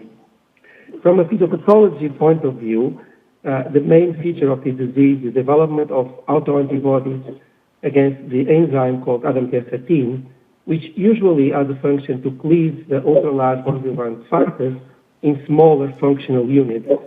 When this enzyme is not acting properly due to these autoantibodies, the persistence of the ultra-large von factor multimers will lead to the spontaneous adhesion to platelets, causing the hallmark of the disease, the microthrombi, in the small blood vessels. And as a consequence, we will have a severe thrombocytopenia due to the consumption of platelets in these microthrombi. We will have an hemolytic anemia due to the hemolysis of these red blood cells in the small blood vessels that are blocked. And finally, and quite importantly, the organ ischemia of varying degrees that can be very severe. If untreated, this disease has a mortality close to 90%. Can you move to the next slide, please? So the current therapy is mainly based in two pillars. On one side, we have the daily plasma exchange, which aims to remove these ultra-large von factors, removing the autoantibodies as well, and replenishing ADAMTS13. On the other side, we have the second pillar, which is immunosuppression, usually corticosteroids, with or without the addition of rituximab, to prevent the formation of autoantibodies. But despite these therapies, the unmet medical need remains very high. First thing is, these therapies are not immediately effective. They cannot block immediately the microthrombi formation, which means that the patient remains at risk of thrombotic complications like myocardial infarction, ischemic stroke, kidney failure, or other organ damage. Related to this, we have an acute mortality still up to 20%, and this mortality happens in the first stage, usually with a median time from diagnosis to death of 9 days, confirming that, in fact, in some of the patients, this therapy is not fully effective. Also importantly, up to 42% of the patients actually cannot have a platelet count response. The microthrombi process cannot be stopped, and these are the patients that will have even a more severe prognosis. Finally, when the plasma exchange therapy stops, up to 50% of the patients will have an exacerbation of their disease if the underlying disease is not yet fully controlled. So they will have, again, a bout, an acute disease again. What Caplacizumab brings differently to this disease is a completely innovative mechanism of action, which targets, in fact, the hallmark of the disease, the microthrombi formation. So Caplacizumab bounds to the A1 domain of the ultra-large von Willebrand factors, and by doing so, prevents the microthrombi formation, giving time to both physicians and patients to take care of the underlying disease and protecting them during that period. I have to say at this moment that Caplacizumab is an investigator's candidate, not yet approved by FDA. Next slide, please. The efficacy and safety of this innovative compound has been evaluated in 2 randomized controlled studies, the phase 2 Titan study and the phase 3 Hercules trial. In this slide, you can see the Hercules study design. Patients were randomized after 1 plasma exchange session to either Caplacizumab or placebo, in addition to plasma exchange and immunosuppression. Treatment was started as an IV bolus, 10 milligrams before the first plasma exchange in the study, and was followed by a sub-Q injection, 10 milligrams, in that first day. After that, treatment was given 10 milligrams daily subcutaneously during the plasma exchange duration for 30 days thereafter, and in the patients with signs of underlying disease at the end of that period, namely unsuppressed ADAMTS activity, or still suppressed ADAMTS activity, treatment could be extended for a maximum of 28 days. After that period, after stopping therapy, there was a follow-up period of 1 month. Given the efficacy of these compounds shown in the phase 2 study, there was a possibility to switch to open-label Caplacizumab, maintaining the blindness for the initial allocation for those patients with an initial recurrence of disease. Next slide, please. The primary endpoint of the study was time to platelet count response, which is an indirect biomarker of the ability of this drug to stop the microthrombotic process. So if the platelets are not being consumed anymore in the microthrombi, it means that you can recover your normal platelet count. And as is shown in this Kaplan-Meier curve, there was a faster time to platelet count response in patients treated with Caplacizumab in addition to standard of care, in comparison with those patients treated only with placebo on top of standard of care. Can we move to the next slide, please? The first key secondary endpoint of this study was the proportion of patients that developed ATTP-related death or recurrence of ATTP or a major thromboembolic event during the study drug treatment period. And as is shown in this table, there was a clinical relevant and statistically significant reduction of patients experienced one of these episodes in patients treated with Caplacizumab in comparison with patients randomized to placebo. Next slide, please. The second key secondary endpoint of this study was the proportion of patients that experienced an ATTP recurrence during the overall study period, meaning during the administration of the period and the 1 month, the administration of the drug and the 1 month thereafter. And you can see that during the treatment administration period, only 3 patients under Caplacizumab, 4.2%, developed an exacerbation, in comparison with 28 patients randomized to placebo, which is 38.4%. When treatment was stopped in the 1 month follow-up period, you see that 6 patients had a relapse under the Caplacizumab arm and 0 patients had a relapse under placebo. And here I have to say that all these 6 patients had still suppressed ADAMTS activity when they stopped therapy, which means that ADAMTS is an important biomarker of the disease. And these patients, in real life, if and when this drug is approved, should continue therapy until a complete resolution of the underlying disease to get the full benefit of the protective effect of this drug.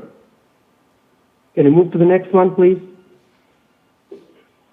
So the third secondary endpoint of the study was the percentage of subjects with refractory ATTP. And if you remember still when I presented before the unmet medical need in this disease, these are the patients that will be even at the higher risk of negative outcomes, including mortality. In the pre-specified protocol secondary endpoint definition, no patients developed refractoriness under Caplacizumab therapy, and 3 patients under placebo developed refractory TTP. Using a second definition, which is International TTP Working Group consensus, no patients again developed refractory to therapy under Caplacizumab against 5 in the placebo randomized group. The protocol specified key secondary endpoint was the first definition, which means that we marginally failed to show a significant effect, and given the hierarchical testing that we used in this trial, no further statistical testing are going to be shown for the subsequent endpoint. Can we move to the next one, please? The fourth key secondary endpoint was the time to normalization of organ damage markers. And you see in the table that at the baseline, 87.1% of the patients had elevated LDH, 53.8% had elevated cardiac troponin, and 22.7% had elevated serum creatinine.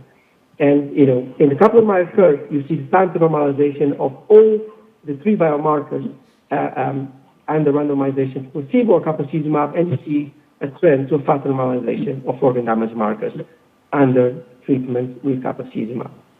Can we move to the next one, please? One of the other important endpoints that we have evaluated in the studies was basically the plasma exchange parameters, the duration of ICU stay, and the overall hospitalization. And we were able to show that patients randomized to Caplacizumab in comparison with patients randomized to placebo had an important relative reduction in the number of days needed of plasma exchange in the total volume of plasma that was used. Also, an important reduction in the number of days in the ICU for those patients that required ICU admission, and an overall reduction of the days in the hospital. Can we move to my final slide, please? So to summarize, we do believe Caplacizumab, it will be an important addition to treatment. This is currently being assessed by FDA under a priority review. And in the 2 studies that we have performed, the phase 2 Titan and the phase 3 Hercules study, the addition of Caplacizumab significantly improved clinical outcomes for patients with an episode of TTP when we compare the currently available treatment alone. And this was shown mainly by a significant reduction in time to pathogen response, again, which is consistent with the ability to stop the consumption of platelets in the microthrombi, a significant reduction in the number of patients with ATTP-related deaths, recurrence of ATTP, or a major thromboembolic event, a reduction in mortality that was statistically significant in the integrated analysis of both studies, a reduction in the proportion of patients with recurrence of ATTP, and a non-significant reduction in the proportion of patients who develop refractory disease. We were also able to show a reduction in the number of days of plasma exchange, intensive care unit stay, and length of hospitalization, and a trend to a more rapid normalization of organ damage markers. From a safety perspective, the main risk of this drug is bleeding, which is consistent with the mechanism of action. The most common overall and drug-related bleeding treatment emergent adverse events in ATTP-treated subjects were gingival bleeding and epistaxis. Most of these events were mild in intensity and resolved spontaneously. And I'm now open to any questions that you might have.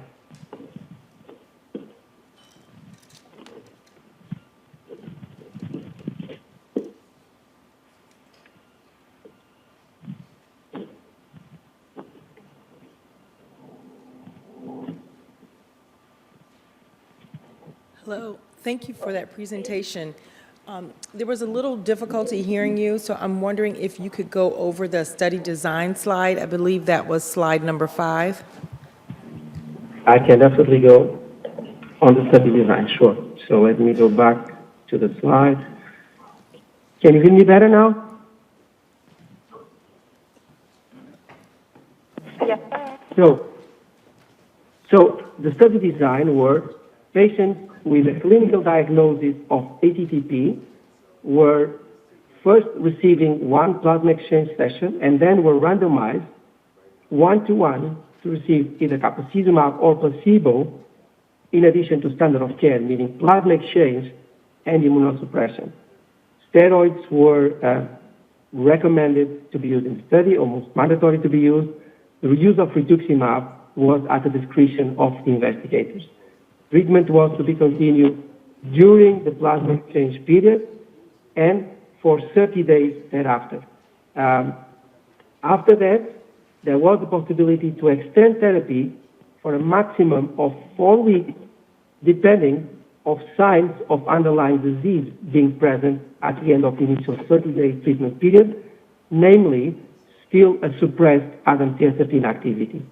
1 month follow-up period were there for all patients after discontinuation of investigational medicinal product. Thank you. Does that answer any possible questions? I think we need to go back because the slide that I'm referring to is the slide that has the study design on it. Maybe it was right there, number 5. Slide number 5. Number 5. You're on 6, I think. 4. It's the next, yeah, that one there. And so, because we did not have the slide up, can I just ask you one more time to go over that slide? And I apologize because we were looking at a different slide when you were explaining. No problem at all. So, patients with a clinical diagnosis of ATTP received 1 plasma exchange, and then they were randomized 1-to-1, either to Caplacizumab or placebo, in addition to standard of care, meaning plasma exchange plus steroids being rituximab used at the discretion of the investigators. So did the study, can I just ask one question here? I'm sorry to interrupt. Did the study population receive plasma exchange as well as the study drug, or just the drug? Yes. No, all patients under Caplacizumab or placebo received plasma exchange and steroids on top of investigational medicinal drug, Caplacizumab or placebo, because it was a double-blind study. Thank you. You're welcome.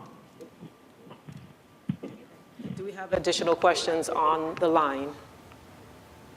Moderator, can you open the line for questions? Okay. Hearing no questions on the line and seeing none in the auditorium, we will resume with our next presentation. Oh, 1 second. Our Venetoclax stuff, folks, can you make yourselves known? Michael wants to see you for a second, right there. Okay. All right. Our next presentation will be that of Zedra from Dr. Vivian Wong. Thank you, Dr. Wong. Okay, thanks again, yes.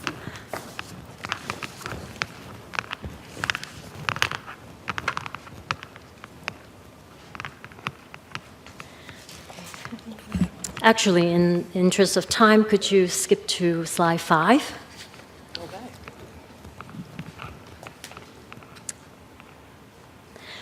I'm Vivian Wong, Executive Vice President of R&D at Progenics Pharmaceuticals.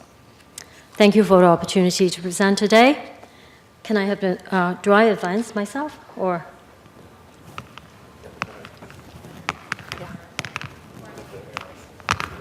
Oh, this? Yeah, this is the top out. Okay, great. Okay, they will, great. So a little bit about the disease to start with. Pheochromocytoma and paraganglioma, or sometimes called PPGL, are rare tumors that overexpress, oversecrete catecholamines. Excess catecholamine in circulation can lead to manifestation of many signs and symptoms that sometimes initially seems very general in nature, such as hypertension. So as a result, the disease often go undiagnosed or misdiagnosed for a long time. And the disease become metastasized, and actually the survival rate could be as low as 12%. While the primary cause of death in this patient population is disease progression, up to 30% of the deaths could be due to tumor-associated cardiovascular complications.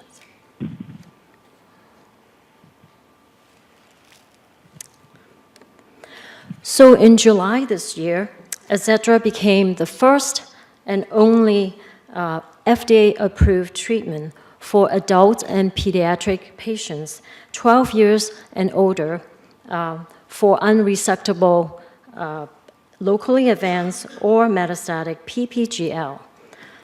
So what is Zedra? Zedra is an I-131 label iobanguin, or MIBG, but it's very different from the other conventional preparation of iodinated MIBG. Zedra has very high specific activity, which means that the drug product gives out very high level of MIBG-targeted radiolytic activity, but contains very, very tiny amount of the cold, unlabeled MIBG molecule.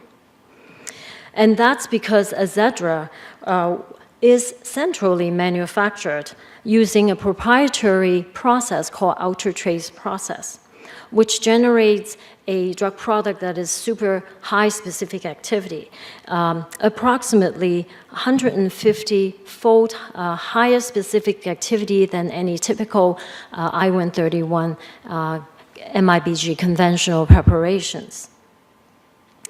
These low specific activity I-131 preparations, they were compounded in local radiopharmacies, so their qualities varies and supply is unpredictable, and of course they're not approved by FDA. We believe that Zedra, with this very high specific activity, could improve efficacy and safety of the product. So this is just a cartoon illustrating what is high specific activity versus low specific activity. In HSA, virtually every single MIBG molecule is labeled with iodine-131, whereas in the low specific activity, the conventional preparations, only a few MIBG molecules are labeled. So if you want to give the same amount of radiation dose to the patient, you can imagine if you have the conventional process preparation, the amount of these unlabeled cold MIBG that would be in the mix that you're giving to the patient. And this, having a lot of these circulating unlabeled cold MIBG in circulation is not entirely harmless. That has to do with the mechanism of action of MIBG. So MIBG binds to the norepinephrine reuptake transporter, or called NET. These transporters are highly expressed in tumors of neuroendocrine origins, but they're also expressed to some extent in the terminals of noradrenergic neurons. So if you have a lot of excess cold MIBG in circulation, they bind up all these transporter sites and disrupt the normal reuptake mechanism. And this often leads to adverse events, which is catecholamine associated, and sometimes this is referred to as chemical toxicity. So since the Zedra drug product has only very tiny amount of these cold MIBG, so there is virtually no chemical toxicity associated with the Zedra drug product. There are also other advantages being HSA, being high specific activity. Imagine you're going to give the patients the same radiation dose, and because the Zedra contains very tiny amount or no cold MIBG, so it doesn't compete for the transporter binding sites on the tumors. So virtually every MIBG that binds to the tumors carries the payload radiation. And that's not the case for the low specific activity MIBG preparations. So we believe that Zedra can potentially deliver greater amount of radiation to the tumor as compared to these conventional preparations. To support the approval of Zedra, we conducted a pivotal clinical trial to evaluate its safety and efficacy in patients with malignant, recurrent, or unresectable PPGL. In this study, patient underwent dosimetry to allow for individualized dose adjustment if needed, and received 1 or 2 doses of therapeutic Zedra. There was a 12-month efficacy period followed by an additional 4 years of long-term follow-up. So before I got into the data of the study, I want to take a minute to explain the primary endpoint of this study because I know it is a very atypical primary endpoint for an oncology trial.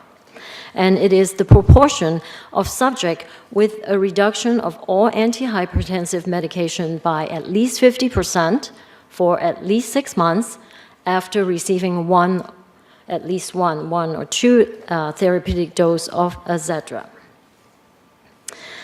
Because of the catecholamine secreting nature of these tumors, as I mentioned, the disease can manifest in serious cardiovascular sequelae, such as sustained hypertension.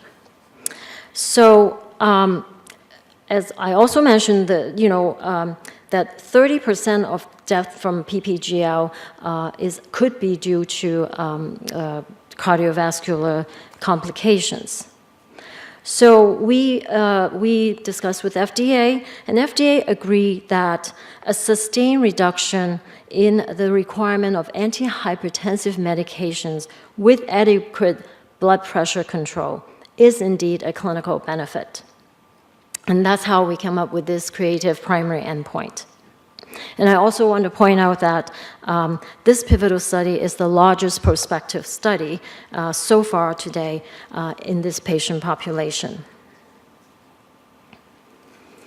The patient in this study all had advanced disease. As you can see, they all had metastatic disease and all have tried various and sundry investigational therapies. The median age was 54. And 16% of the patients were 65 years or older. The study achieved its primary endpoint and demonstrated durable clinical benefits. 25% of patients achieved the primary endpoint after at least one Zedra therapeutic dose, and 32% reduction if they had received 2 doses of Zedra. The clinical benefit is durable with a median duration of about 13 months. Zedra has also demonstrated anti-tumor effect. Based on RECIST criteria, we observed that 22% of patients achieve partial response after at least one Zedra therapeutic dose and 30% after 2 therapeutic doses. About 92% of patients achieve either a partial response or stable disease. And I want to mention that maintaining stable disease in this patients that has very advanced disease is clinically meaningful. And furthermore, you can see that over half of the responders, patients that responded, showed a duration of response of 6 months or greater, indicating that this anti-tumor effect is persistent. This is a waterfall plot showing the tumor response, as well as indicating the patients who were also the primary endpoint responder. As you can see, 100% of the responders achieve partial response or stable disease. That's indicated by the open bar, the white bars. Interestingly, patients whose antihypertensive medication were not considered reduced enough to meet the primary endpoint, 89% of them still experience tumor response.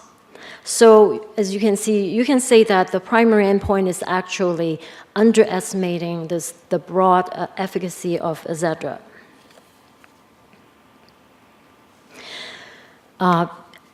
Because the clinical presentation of PPGL is often secondary to the tumor secretion of catecholamine, we also look at tumor biomarker response. 12 months after at least one Zedra therapeutic dose, we observed robust tumor biomarker response in CGA, in norepinephrine, as well as the metabolite normetanephrines. In addition, the tumor biomarker response correlated significantly with the primary endpoint as well as the objective tumor response. So you can see the logic here is that when the patients have reduced tumor burden, their tumor will secrete less catecholamine.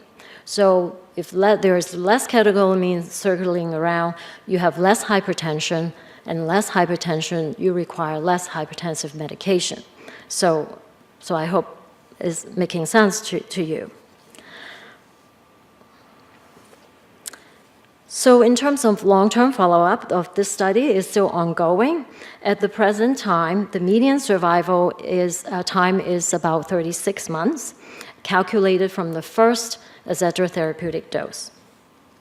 Again, patients achieve better efficacy after receiving 2 doses of Zedra. Of course, it is important to point out that Zedra therapy is generally safe and well tolerated. The most common treatment-emergent AE were consistent with what's expected with radiation-related risk, all the radiopharmaceuticals, therapies, including and most prominently hematologic toxicities. However, hematologic toxicity in this trial that we observed, none of the patients require any stem cell transplant or anything like that. And there was in our study no severe hypertension or any hypertensive crisis.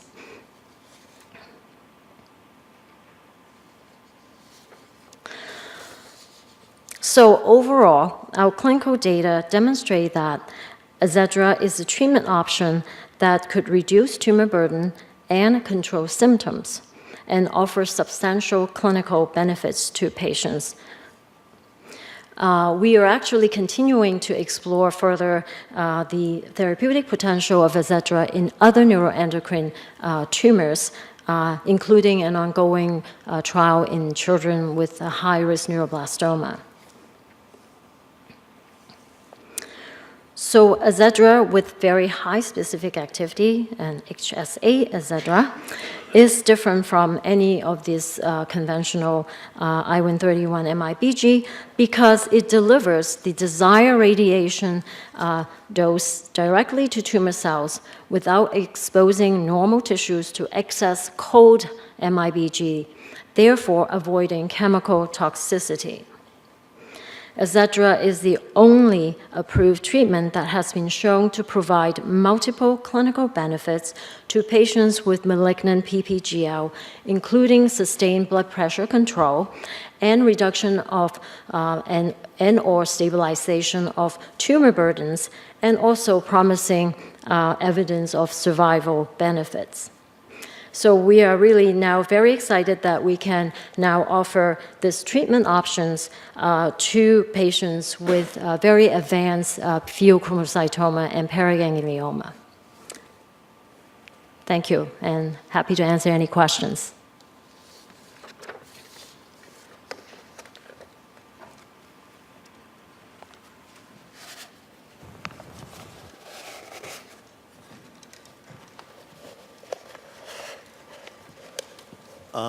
First question, did you say that the FDA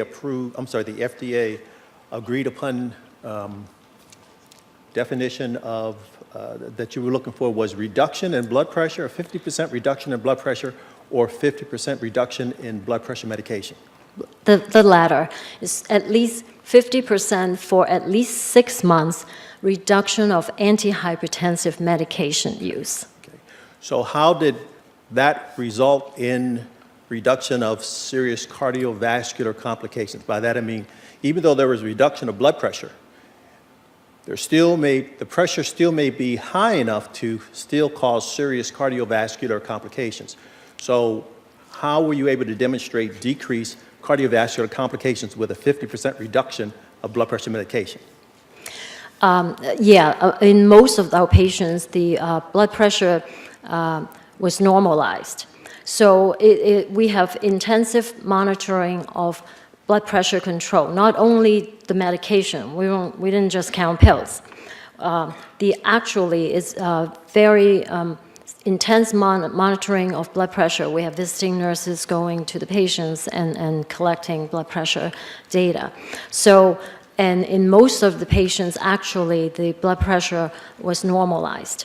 So FDA was very specific about, of course, the primary endpoint is stated as such that the medication was reduced, but they were very specific that there should be control of blood pressure. And that was demonstrated and it was presented.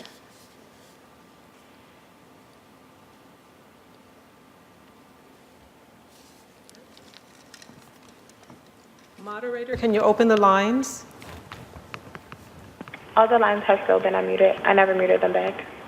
Thank you. Do we have any questions on the line for Dr. Wong? Hearing none, we thank you, Dr. Wong, and thank you for your flexibility. Thank you.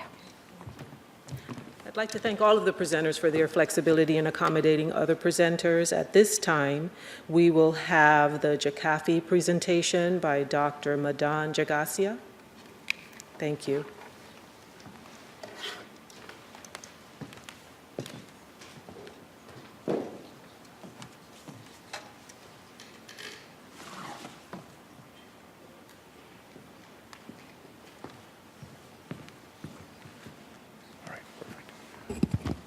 I would like to thank CMS for giving us this opportunity to present the FY 2020 NTAP request for Jakafi. I'm the Chief Medical Officer of the Vanderbilt Ingram Cancer Center and a transplant physician by training. So a single new drug application has been submitted for the treatment of patients with acute graft versus host disease who have inadequate response to corticosteroids. Incyte is operating with FDA under the orphan drug and breakthrough designations. The FDA has accepted the filing with priority review and has set the PDUFA date at February 24th, 2019. So give you a brief context.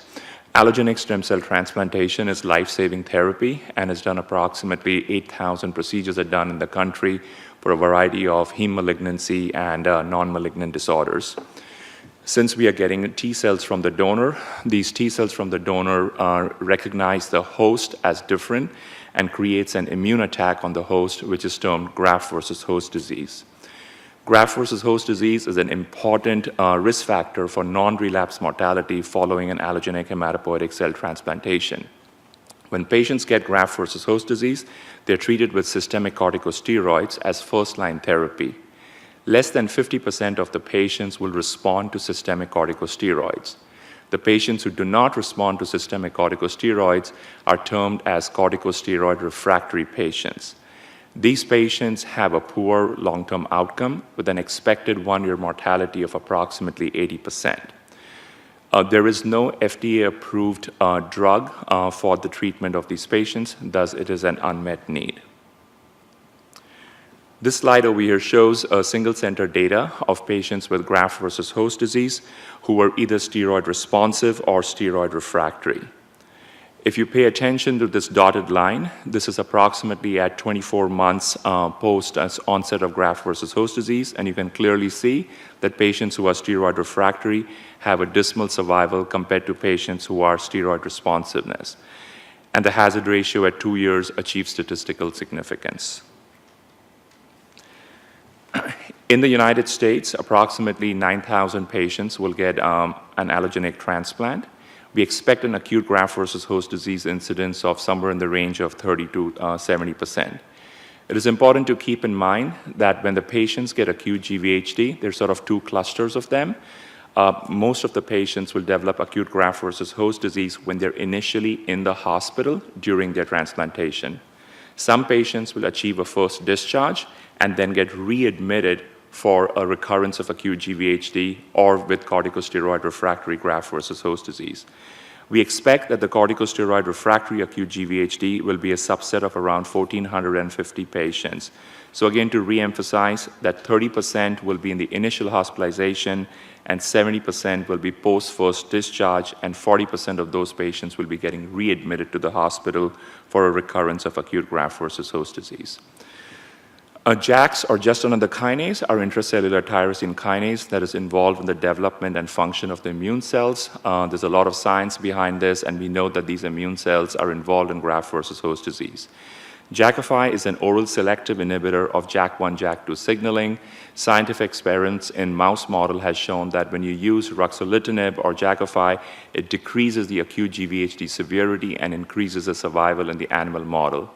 Retrospective data has also shown that Jakafi can salvage patients with corticosteroid refractory acute GVHD. So REACH1 is the first prospective pivotal trial of a JAK inhibitor in steroid refractory acute graft versus host disease. Patients above the age of 12 who underwent a transplant and had a grade 2 to 4 acute graft versus host disease that was corticosteroid refractory were enrolled on the study. Ruxolitinib or Jakafi was started at 5 milligrams 2 times a day, along with the backbone of steroids at 2 milligrams per kilogram, and the dose of the Jakafi could be escalated depending on blood counts to 10 milligrams 2 times a day. The treatment was continued until treatment failure, unacceptable toxicity, or death. The primary endpoint is day 28 overall response rate, which includes complete response, very good partial response, and partial response. Key secondary endpoints that I will discuss is duration of response at 6 months, non-relapse mortality, overall survival, and safety. This is the 71 patient cohort. The median age was 58 as expected. Most of the patients received an allogeneic transplant from peripheral blood stem cells, and most of the patients had a diagnosis of either AML or MDS. That was around 56% of the cohort, which is very typical for this field. This is an important slide. So patients who enrolled in the study had either grade 2, grade 3, and grade 4 graft versus host disease. Important to keep in mind that grade 3 and 4 combined was 68% of the cohort. So this was a group of really advanced patients with advanced graft versus host disease. There were multiple criteria for steroid refractoriness. 26% of the patients were patients who had received 2 milligrams per kilogram of steroids and were not getting better at 3 days, or were getting worse at 3 days. 42% of the patients received 2 milligrams per kilogram of steroids and were not getting better at 7 days. 11% of patients had received 1 milligram per kilogram of steroids and had a new organ involvement, and that was the criteria which had to be met for enrollment. And 20% of the patients approximately were not able to tolerate corticosteroid taper. A theoretical concern with Jakafi is increased risk of CMV infections. Important to point out that 6 patients each had a CMV infection or CMV viremia before they were enrolled on study, and this comes into play when we'll discuss the CMV events in the later slide. The overall response rate at day 28, this is the primary endpoint, was 54.9%. If you look at the grade 2 column, which is 23 patients, the overall response rate in that subset was an impressive 82.6%. Grade 3 was 41, grade 4 was 42%. If you look at patients who responded at any time, not just day 28, prior to day 28, or beyond day 28, 73.2% of the patients achieved that metric with an impressive 56.3% complete response rate. Patients responded irrespective of the criteria of steroid refractoriness. Basically, patients who had progression after 3 days, the response rate was 63.2. If they were in the 7-day subset, 46.7. If it had new acute GVHD subset, 50%, and the taper intolerant was 64.3%. This is a subgroup analysis of day 28, and the key thing to keep in mind is that the only independent predictor was the grade of acute GVHD at the time of enrollment. So patients who had grade 2 acute GVHD had an impressive response rate of 82.6% versus patients with grade 3, grade 4 who were more in the 50-60% range. Irrespective of the number of organs involved, so acute GVHD typically hits 3 organs, skin, liver, and the GI tract. So in patients with only 1 organ involved, 22 patients or 62.9% responded, and patients who had 2 or more than 2 organs involved, 41.2% of the patients responded. So it is independent of the number of organs that are involved with graft versus host disease. This is a key secondary endpoint, or duration of response. So this is now looking at only the patients who have responded.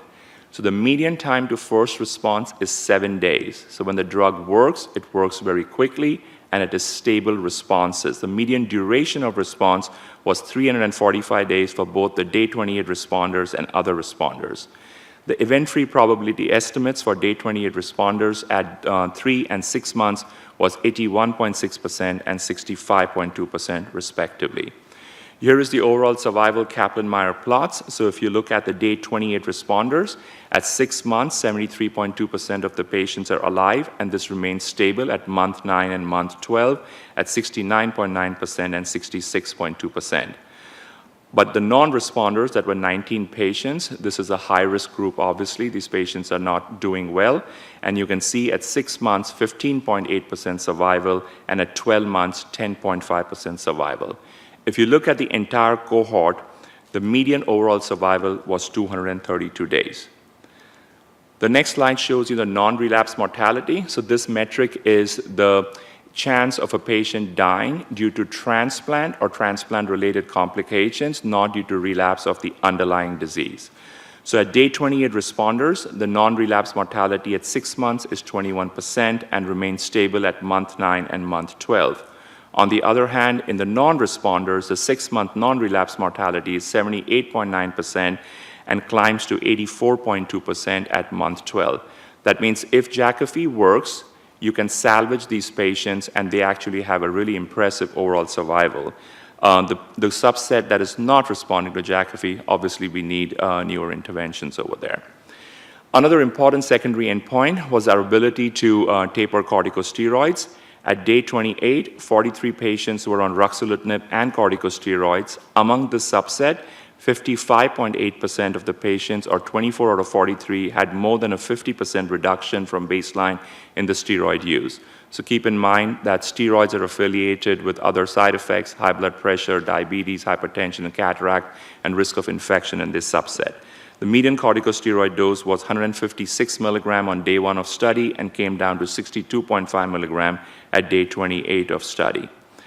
If you look at the treatment emergent adverse events that were reported in more than 20% of the patients, I'm not going to walk through this slide. Suffice to say, this is very consistent with patients with steroid refractory acute graft versus host disease.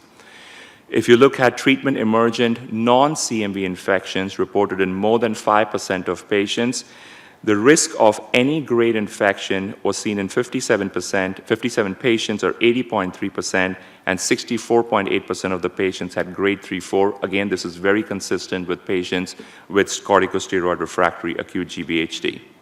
This is an important slide discussing the CMV events. So after enrollment of this on study, only 14 CMV events were seen, 10 were CMV infection, and 4 were recurrent CMV bacteremia. The important number on this slide is the total under the no CMV AE column. 78.9% patients had no CMV-related adverse events on the study.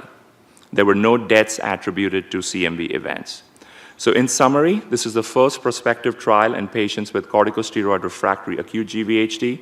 Jakafi resulted in an overall response rate of 54.9% of patients by day 28, keeping in mind that 68% of these patients had advanced disease grade 3-4 acute GVHD.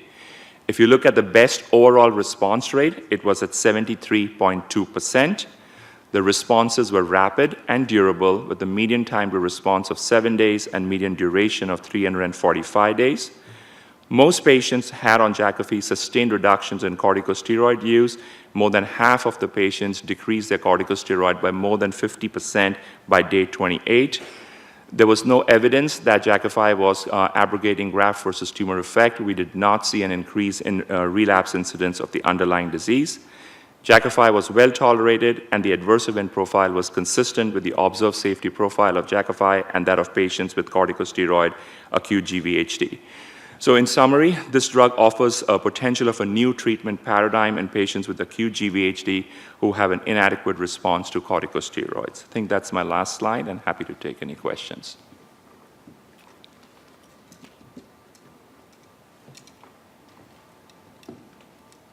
Seeing no questions in the audience, moderator, please open the line for questions. The lines are unmuted. I left them unmuted. Thank you. Are there any questions on the line? Hearing none, we thank you, Dr. Jakafi. Thank you. Thank you.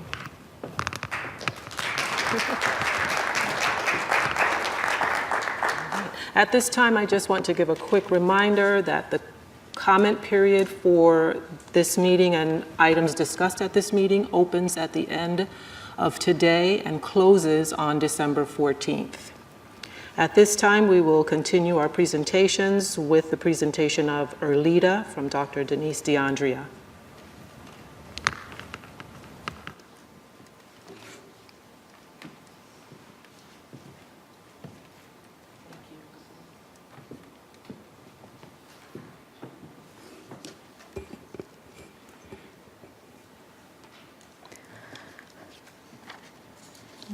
Good morning. My name is Denise DeAndrea. I am a medical director in Janssen Oncology Medical Affairs.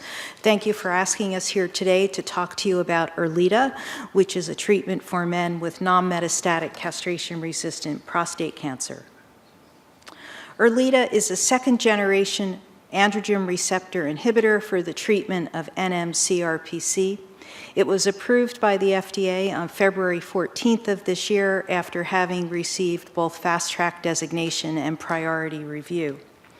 The Spartan trial was a phase 3 randomized double-blind placebo-controlled clinical study which demonstrated that ERLEADA, an androgen deprivation therapy, improved median metastases-free survival by approximately 2 years versus patients treated with placebo and ADT.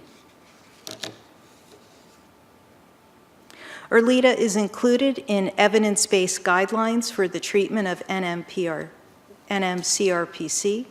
In March of this year, apalutamide was included in the NCCN Clinical Practice Guidelines in Oncology for the treatment of men with prostate cancer, which is M0 or non-metastatic, having been given a Category 1 recommendation. In May, apalutamide was also included in the AUA guidelines for CRPC as one of the options listed that clinicians should offer to these patients along with continuous androgen deprivation therapy. It was categorized as a standard based on evidence level grade A.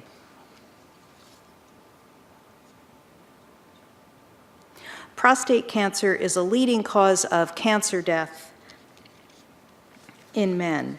Approximately 1 in 9 men in the U.S. will be diagnosed with prostate cancer, and it's been estimated that in 2018, approximately 165,000 new cases will be diagnosed. Prostate cancer is the second leading cause of cancer death in American men behind lung cancer, and approximately 1 in 41 men will die from prostate cancer.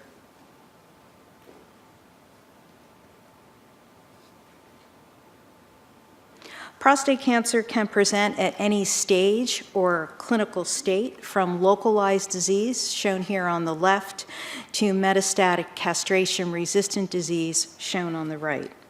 The development of metastatic disease, as indicated by the dotted line, is a seminal event in the treatment of prostate cancer, as it indicates that this treatment is that the disease is no longer curable. ERLEADA was recently approved for the treatment of men with non-metastatic castration-resistant prostate cancer. Men with high-risk, non-metastatic castration-resistant prostate cancer represent a small but critical-to-manage proportion of the overall prostate cancer population. It's been estimated in the U.S. that the overall non-metastatic castration-resistant prostate cancer population is approximately 43,000 men who have been diagnosed with prostate cancer in the last 5 years, and approximately half of them fall into the high-risk group. So these are patients with a PSA doubling time of less than 12 months. High-risk patients have a shorter PSA doubling time and a higher risk of metastases. Overall, it's been estimated that non-metastatic castration-resistant prostate cancer may represent about 4% of newly diagnosed cases, and only a small proportion of these patients are expected to be hospitalized with non-metastatic castration-resistant prostate cancer, usually due to another medical condition such as pneumonia, MI, broken bone. Erlita antagonizes and blocks the androgen receptor and prevents DNA binding and inhibits tumor growth.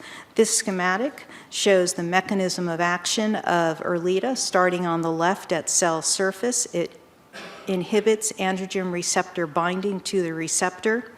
It impairs androgen receptor activation and subsequent androgen receptor signaling in the cytoplasm, and then within a nucleus inhibits androgen receptor mediated localization as well as DNA binding and transcription, resulting in decreased growth of prostate cancer cells. The Spartan study was a phase 3 placebo-controlled randomized international study. It was conducted at 26 countries at 336 study sites. Patients were eligible to participate in the trial if they did not have evidence of metastases on standard imaging. This included CAT scan, bone scan, and MRI. Patients could participate in the trial if they had a PSA doubling time of less than or equal to 10 months, and all study patients were treated with continuous ADT. Patients were randomized 2-to-1 to the active treatment arm, which was apalutamide 240 milligrams daily plus ADT. Apalutamide was given as a tablet orally or placebo plus ADT. The study's primary endpoint was metastases-free survival. Several secondary endpoints were evaluated, including time to metastases, progression-free survival, time to symptomatic progression, and overall survival. Exploratory endpoints included second progression-free survival and quality of life.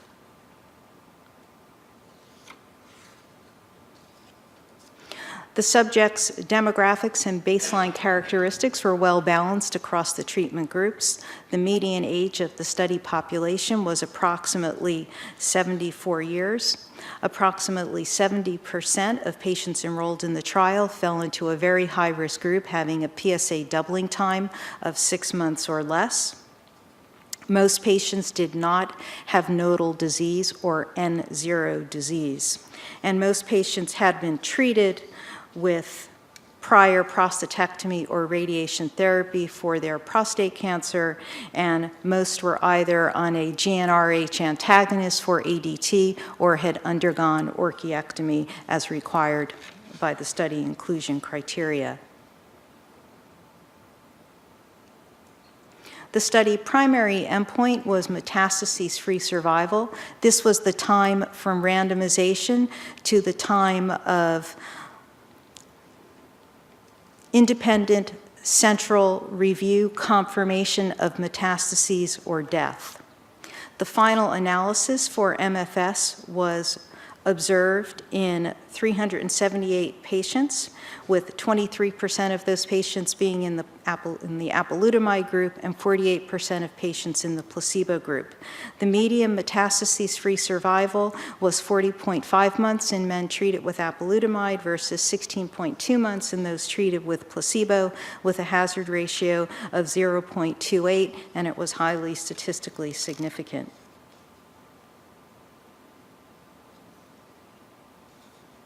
The treatment effect of Erlita was consistently favorable across pre-specified subgroups.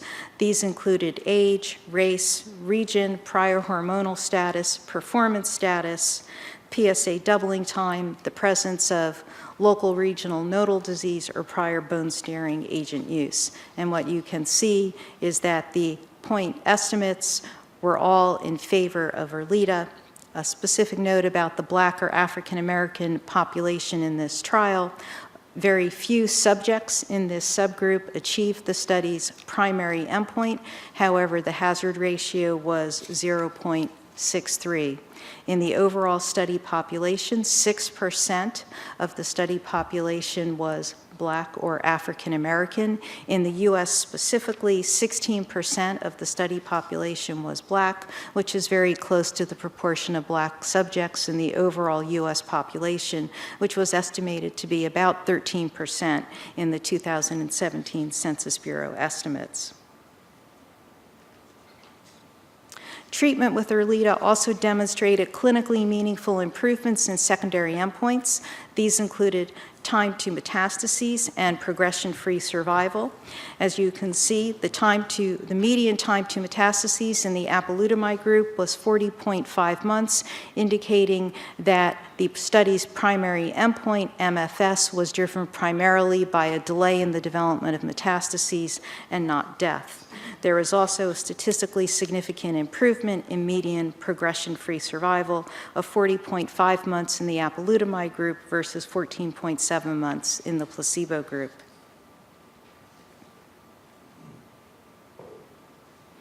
Time to symptomatic progression was another secondary endpoint which also received statistical significance, and time to symptomatic progression was longer in patients treated with apalutamide versus those treated with placebo. Patients in the apalutamide group also had a 30% risk reduction of death. However, at the time of the final analysis for MFS, the data for overall survival were not yet mature, with only 24% of the required number of events having occurred. The hazard ratio was 0.7, showing the 30% reduction in the risk of death. However, the p-value was not yet statistically significant, but was trending in that direction.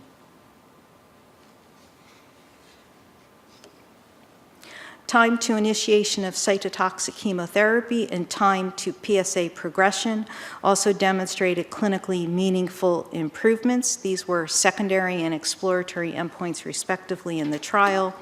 The study employed a hierarchical testing strategy, so p-values are not shown for these. However, you can see that the hazard ratios are quite small. Second, progression-free survival was also assessed as an exploratory endpoint in the Spartan trial. This is the time from randomization to the time to progression on the next subsequent therapy after the study drug was discontinued. In this analysis, the median time to PFS2 was not reached for the apalutamide group and was approximately 39 months in the placebo group, with the hazard ratio of 0.49 being in favor of patients who received apalutamide. Health-related quality of life was also maintained during the trial. A prostate cancer-specific quality of life tool, the FACT-P, was administered to patients in the trial. As you can see, there was no difference in quality of life, or more importantly, there was not a decrease in quality of life in a group of patients who were asymptomatic at baseline during the trial. They remained asymptomatic and have preserved quality of life.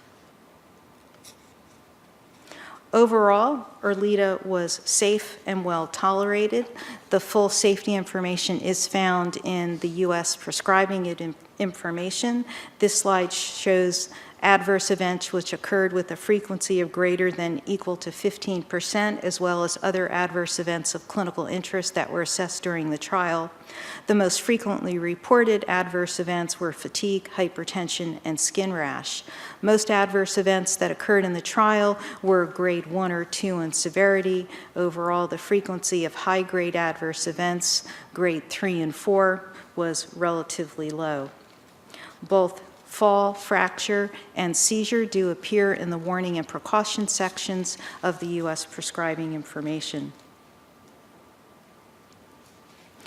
In summary, Erleada decreases the risk of metastases or death by 72% and prolonged the median MFS by more than 2 years in men with high-risk NMCRPC versus placebo.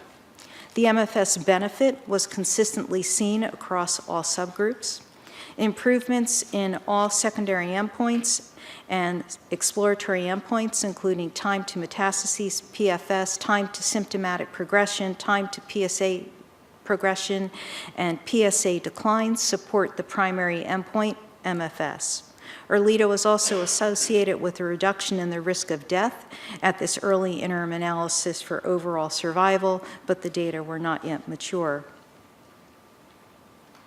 ERLEADA also resulted in a significant difference in median PFS2 in favor of treatment with apalutamide as compared to placebo.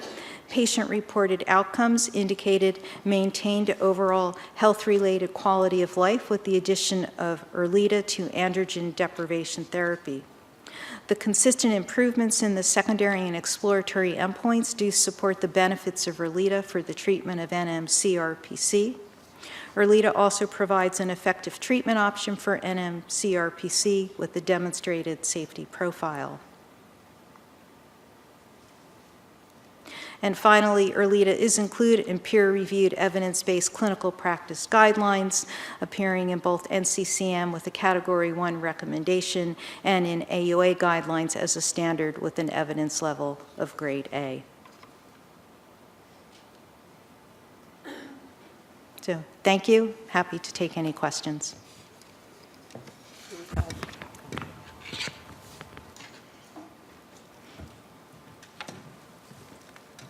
Yes, the Spartan study went to 40 months, and I'm just curious to know why metastasis-free survival was chosen as a primary endpoint as opposed to overall survival. Now, looking at, I guess, the arrangement with the FDA, they said that overall survival was too difficult to obtain, and that's why they went with metastasis-free survival.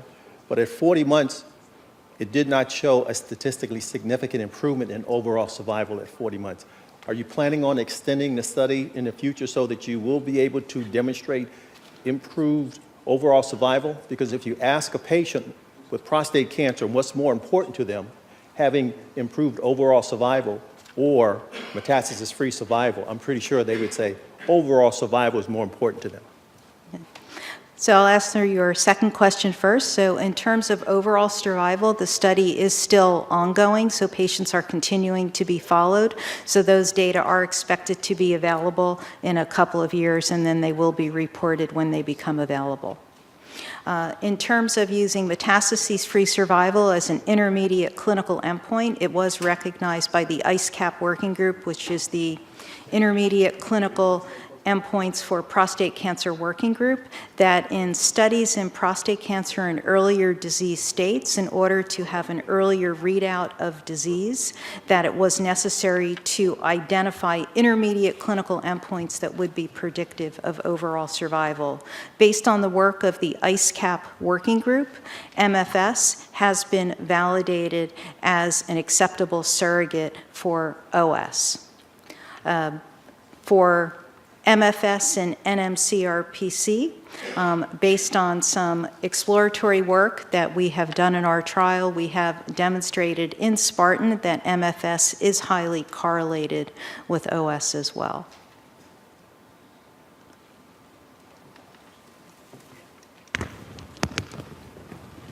Moderator, can you open the lines for questions, please?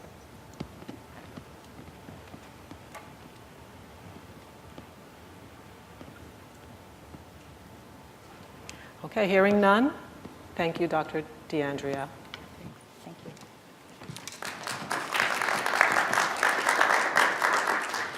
you. For the contractor doing the closed captioning, we're running a little late and we have 3 more presentations before lunch. We're requesting if you can stay on so we can continue to stream online with 508 compliance. Thank you.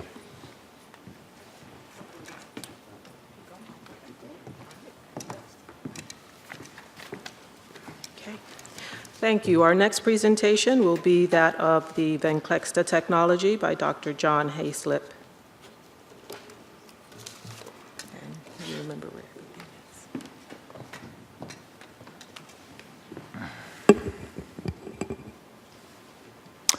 is. Good afternoon, and thank you for the opportunity to present and discuss with you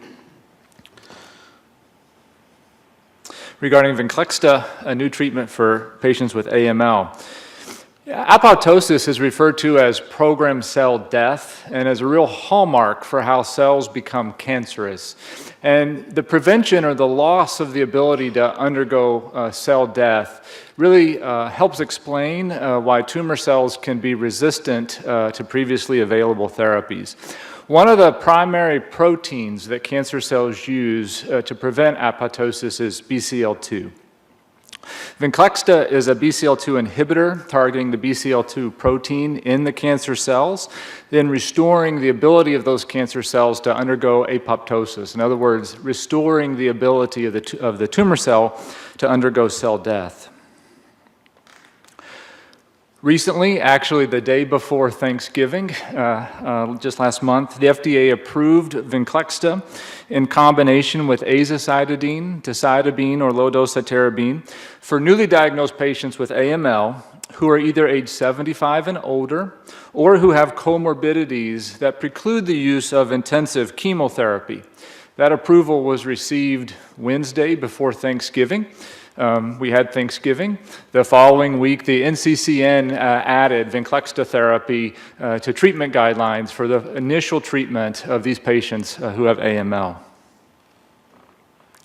Previously, the FDA had granted Venclexta 2 breakthrough designations just in AML alone, both in the combination with azacitidine and decitabine, what we refer to as hypomethylating drugs, and in the combination with low-dose cytarabine. It's noted that breakthrough therapy drugs are intended alone or in combination to treat very serious, life-threatening conditions, and with developing clinical evidence that indicates a real difference, a substantial improvement beyond what was previously the standard of care. I want to highlight on this slide actually point number 3, because I find it a little confusing, and so I want to be very clear to articulate this carefully, and we'll discuss the other points in the later slides. Both of the studies that led to this approval were open-label, non-randomized trials, and we reviewed the developing information with the FDA during the conduct of those studies. And it was very important that we had a durability of these remissions.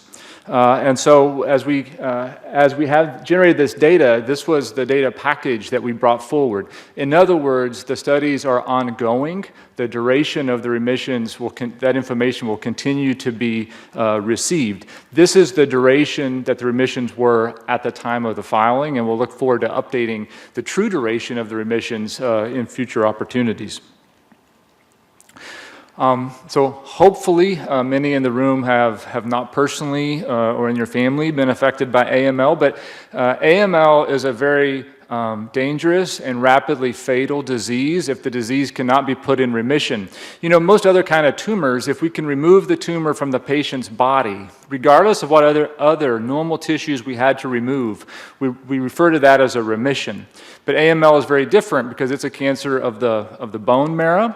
And when AML is in the bone marrow, patients have low neutrophils, which puts them at risks for fatal infections. They have low platelets, putting them at instant risk of hemorrhage and death. And so in AML, a remission requires both that you clear the cancer, but also that you allow the normal recovery of the immune system, the red blood, and the platelets. Here's a treatment flow diagram of AML currently in the United States. As you see on the left, young patients, patients who are fit enough to receive intensive chemotherapy, generally receive high-dose induction intensive chemotherapy. And we know that intensive chemotherapy almost never cures a patient, but it does put them into remission about 70% of the time, and that can allow a patient to have a bone marrow transplant, which can give them about a 50-50 chance of cure after their bone marrow transplant. But unfortunately, effective therapy has not previously been available for patients who aren't able to receive intensive chemotherapy. They receive low-intensity chemotherapy or sometimes no therapy at all. And so here you see that thankfully AML only affects about 20,000 Americans a year. The median age at diagnosis is 68 years of age, and you can see we estimate in the United States just over half of the patients who have AML can receive intensive chemotherapy, and the remainder receive low-intensity therapy or no therapy at all.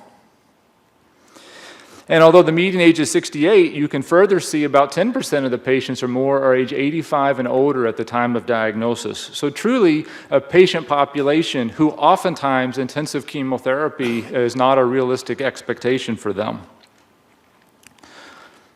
On the right, if you look in the middle box where it says lower intensity therapy, there is one transcription error I'd just like to point out for reviewers or anyone who has to see later. The CR plus CRI rate for decitabine is 26%, and the CR plus CRI for azacitidine should be 28%, not 18%, just to be clear. So complete remission, I already said, complete remission is when you've cleared all the leukemia and you have returned to normal of your platelets and your neutrophils, and that's really necessary. CRI refers to an incomplete recovery of one or the other, either incomplete recovery of the neutrophils or incomplete recovery of the platelets, but still, you've cleared the leukemia. And so in the historical and the currently, or let's say in the before November 21st, the available therapies in the United States, azacitidine, CR plus CRI added together, less than 30%. We also sometimes use low-dose cytarabine, and that's been reported in the literature, CR plus CRI rate just better than 10%. The two studies that led to the recent approval are both open-label, non-randomized trials. And you can see the first study, which is the hypomethylating agent study. Here, investigators chose what hypomethylating drug they used for their patients, either azacitidine or decitabine. That was their choice. And then they added on azacitidine. There was a dose escalation portion where we determined the recommended dose is 400 milligrams of Venetoclax with the standard doses of azacitidine or decitabine. The other study was very similar, where we used a standard dose of low-dose cytarabine. We determined the recommended dose to be 600 milligrams in this combination. The study is very similar. I would point out there's one, though, important difference in the enrollment criteria on these two studies. Let me go back. Azacitidine and decitabine are commonly used for a precursor condition, myelodysplastic syndrome. And so this study could not allow patients who had previously received myelodysplastic syndrome because, of course, when we started the study, we didn't know the results. And since patients had already failed azacitidine or decitabine, they were excluded from this study. Whereas here in the cytarabine combination, we allowed patients who had previously failed decitabine and azacitidine for MDS. And that's actually a huge unmet need that most other studies have to exclude those patients. And patients who had previously failed those HMAs made up about a third of the patient population studied here. So I mentioned that the hypomethylating agents in large studies previously, less than a third of patients, actually less than 30%, get into CR and CRI. And you can see here that with the addition of Venclexta, we've went from less than a third to over 2/3 of patients achieving CR and CRI, a change from therapies that generally are ineffective to therapies now that generally place patients in remission. You can see in the low-dose cytarabine study, which I said included a third of the patients who were already refractory or resistant to hypomethylating agents, a CR plus CRI rate of 51% in that population. The historical expectation here was for a CR/CRI rate of 11%. Now, to put this in context with what's in the package insert, the US FDA prefers the definition of CRH rather than CRI. I cannot tell you what is the CRH rate of other therapies because it's a very new way of evaluating response. What I can tell you, though, is that they consider CRH to be a higher bar. And the distinction is that CRI, you have to have full recovery of one line, neutrophils or platelets, but not the other. Whereas CRH, they've set determinants of what would provide patient safety. Platelets of 50,000, neutrophils of 500, and you have to clear the leukemia, and you have to meet both of those to be CRH. And you can see the data here, over 60% in the azacitidine combination and 43% in the LODAC combination. And remember, the LODAC combination had a third of their patients who were already refractory to the hypomethylating agents. The adverse events were mostly hematologic and very consistent with what you see in patients receiving azacitidine, decitabine, and LODAC, and very consistent with historical literature of those therapies. Consistent with patients who have some neutropenia, there's also infection rates with pneumonia rates shown here. So in conclusion, Venclexta has received 2 breakthrough therapy designations. Venclexta provides remission rates that are 2 to 4 times what previously available therapy was able to offer patients. And probably the one point I didn't emphasize enough is that previously available therapies like azacitidine, decitabine, and low-dose cytarabine, which have remission rates of 11 to under 30%, often take 4 to 6 cycles before they can bring patients to that remission. And remember, AML remission is not just about clearing the cancer, but it's about restoring the blood counts, the platelets and neutrophils back to normal. And in these studies, what we've seen is not only more than a doubling of the remission rates, but that the median time to the first response has come down to 1 to 2 months after initiating therapy. So bringing speed to remission by more than twice as quickly. So I think with that, I'll stop, but we look forward to taking any questions.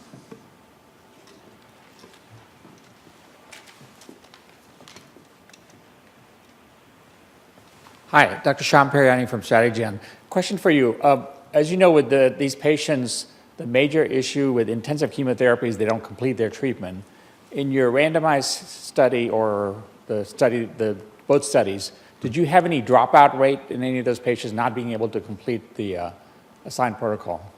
Yeah, it's a great question. I know a lot of times when I go to national meetings, people present their results on the patients treated per protocol. So what these are is every patient enrolled to any of these studies. So these remission rates is not the remission rates of those who completed the first month. That's the remission rate of every patient that started therapy.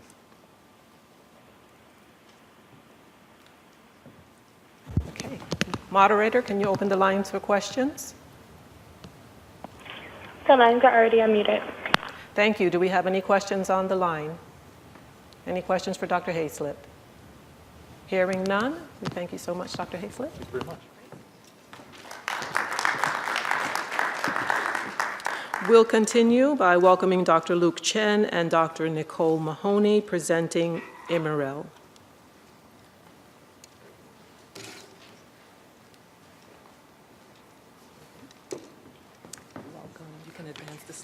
Using that.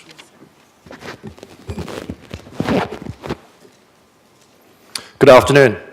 My name is Luke Chen. I'm a clinical director at Merck Research Laboratories. On behalf of my colleagues at Merck, it's my distinct pleasure to introduce you to our new beta-lactamase inhibitor combination, imipenem, cilastatin, relebactam, and also to provide an overview of the scientific information that support our NTAP application. The development of Imirel has come at a critical time at a junction of decreasing antibiotic development and increasing prevalence of multi-drug resistant organisms. Up until recently, beta-lactams have formed the mainstay of treatment options for these gram-negative organisms. These bacteria now, however, can inactivate these antibiotics through the production of beta-lactamases, classified from class A through to D. Some of the most common resistant gram-negative organisms, including carbapenem-resistant Pseudomonas and KPC-producing Enterobacteriaceae, use these beta-lactamase resistance mechanisms. To overcome these beta-lactamases, we use a combination of beta-lactamase inhibitor and the beta-lactam. Enter imipenem relebactam. Imirel is our investigational fixed-dose combination of beta-lactam, imipenem, which has 30 years of treatment and safety record, in combination with a novel beta-lactamase inhibitor, relebactam. Relebactam is a multi-class inhibitor of class A and class B beta-lactamases and actively restores the efficacy of imipenem for resistant gram-negative bacteria. This combination of imipenem and relebactam have been studied. Now, the clinical pharmacokinetic properties of relebactam and safety have been evaluated throughout our development program, phase 1 through to phase 3 clinical studies. Efficacy and safety have been evaluated in 2 completed phase 2 clinical trials. And efficacy and safety are continuing to be evaluated in 2 of our phase 3 studies, one of which I'll present today. And the second ongoing phase 3 study is being conducted in patients with hospital-acquired bacterial pneumonia or ventilator-associated bacterial pneumonia.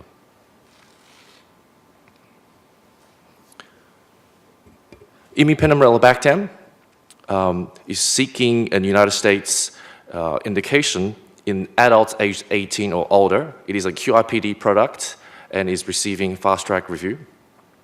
We're seeking 2 indications related to complicated intra-abdominal infection and complicated urinary tract infection caused by susceptible gram-negative organisms where there are limited or no alternative therapies available. In support of our NTAP application, I want to highlight 2 of the criteria. First, to newness. Imipenem-relebactam, this combined mechanism of this new compound differs from that of any other current or newly approved medicine for similar indications. First, relebactam has activity against KPCs, a very key important resistance mechanisms used by these drug-resistant Pseudomonas organisms as well as Enterobacteriaceae. Neither relebactam or imipenem are subject to the efflux pumps commonly used by carbapenem-resistant Pseudomonas isolates. Imipenem-relebactam as a combination is the only carbapenem-beta-lactamase inhibitor combination that can address both carbapenem-resistant Pseudomonas and carbapenem-resistant Enterobacteriaceae, 2 of the 3 organisms that have been identified as critical public health threats by the WHO as well as CDC. I want to draw your attention to a property that is unique to imipenem-relebactam. Relebactam, this is the 3rd bullet point down, enhances the susceptibility of organisms to imipenem. So this is relating to organisms that are not resistant to imipenem, but de novo wild-type infections are actually more susceptible to imipenem in presence of relebactam.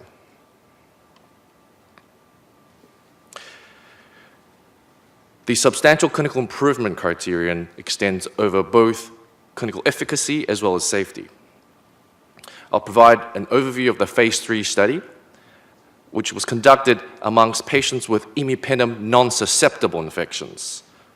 This was a double-blind global study implemented with a 2-to-1 randomization to the active arm, imipenem-relebactam, and the control arm of colistimethate acting as the control. Patients enrolled had 1 of 3 infection types: hospital-acquired bacterial pneumonia or ventilator-associated bacterial pneumonia, complicated intra-abdominal infections, or complicated urinary tract infections. All patients enrolled had to have microbiologically proven imipenem non-susceptible infection. Those bacteria are also tested for susceptibility to colistin, as well as the combination of imipenem-relebactam. And as you can see, the most common organisms that were isolated were Pseudomonas, 77%, followed by Klebsiella species. There were 2 key endpoints of interest. The first was overall response, which is a composite endpoint made up of clinical endpoints depending on the infection type listed in the table below.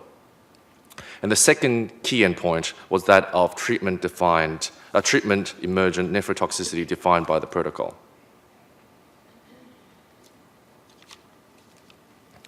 The study met its primary endpoint.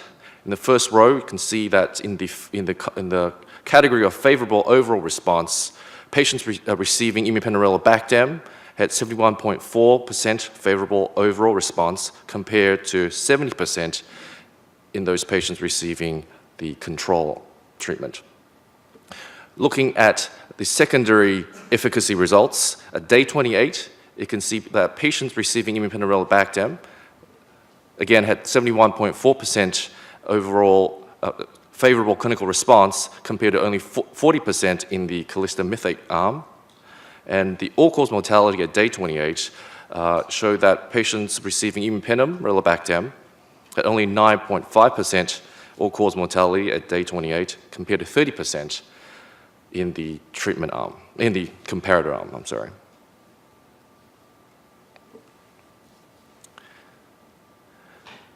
These set of graphs show the persistence and consistency of efficacy in the primary analysis population with respect to favorable clinical response. At different study time points, on therapy, as represented by OTX, through to day 28, you can see that patients receiving imipenem, represented in dark green, had much higher favorable clinical response rates compared to the comparator arm, represented in light green. The absolute difference was as high as 41% and to 31% in the other study time points. The other point of substantial clinical improvement extends to safety. This is a slide summarizing the adverse events of patients enrolled.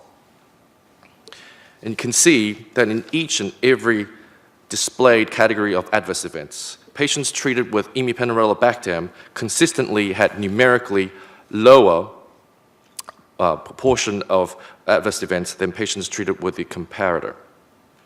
Now, if you look at, for an example, if you look at the category of serious adverse events, which is the third subcategory down, patients receiving imipenem had 9.7% serious adverse events compared to 31.3% in the comparator arm.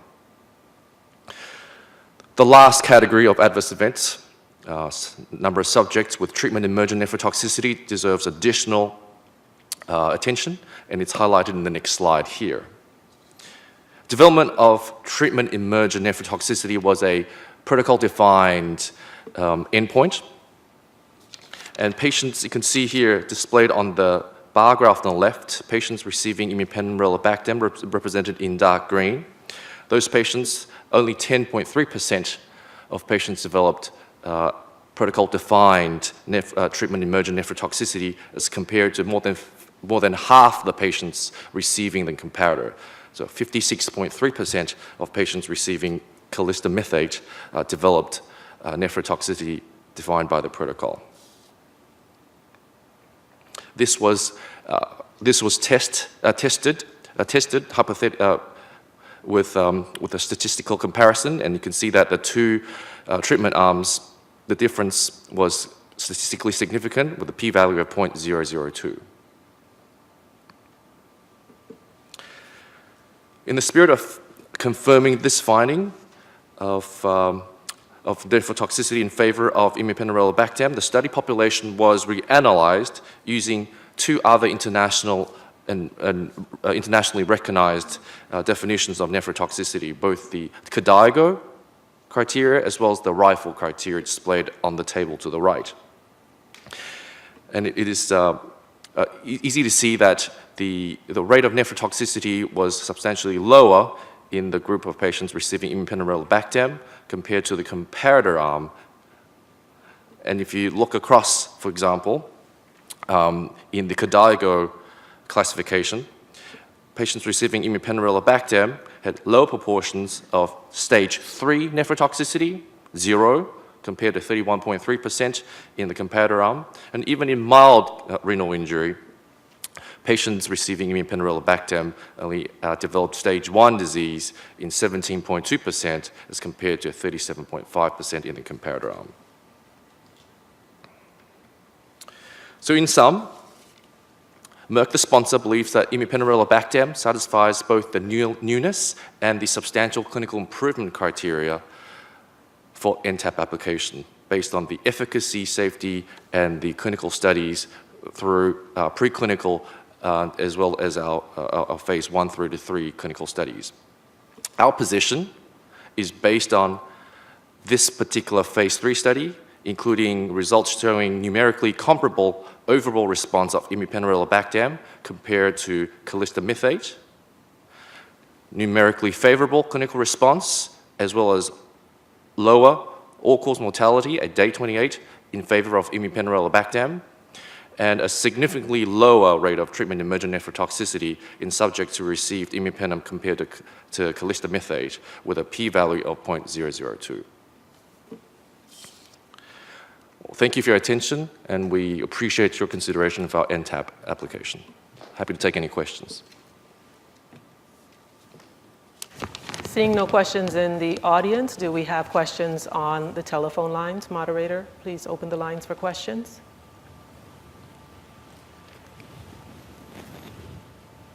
Hearing no questions on the line, we will conclude our presentation. Thank you, Dr. Chan.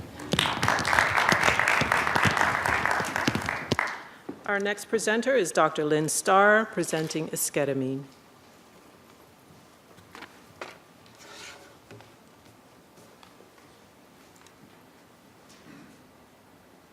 Welcome, Dr. Starr. This is your clicker right there.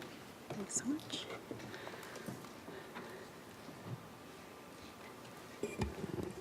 Thank you for the opportunity today to present our data on, from our clinical trial supporting the substantial clinical benefit for esketamine nasal spray.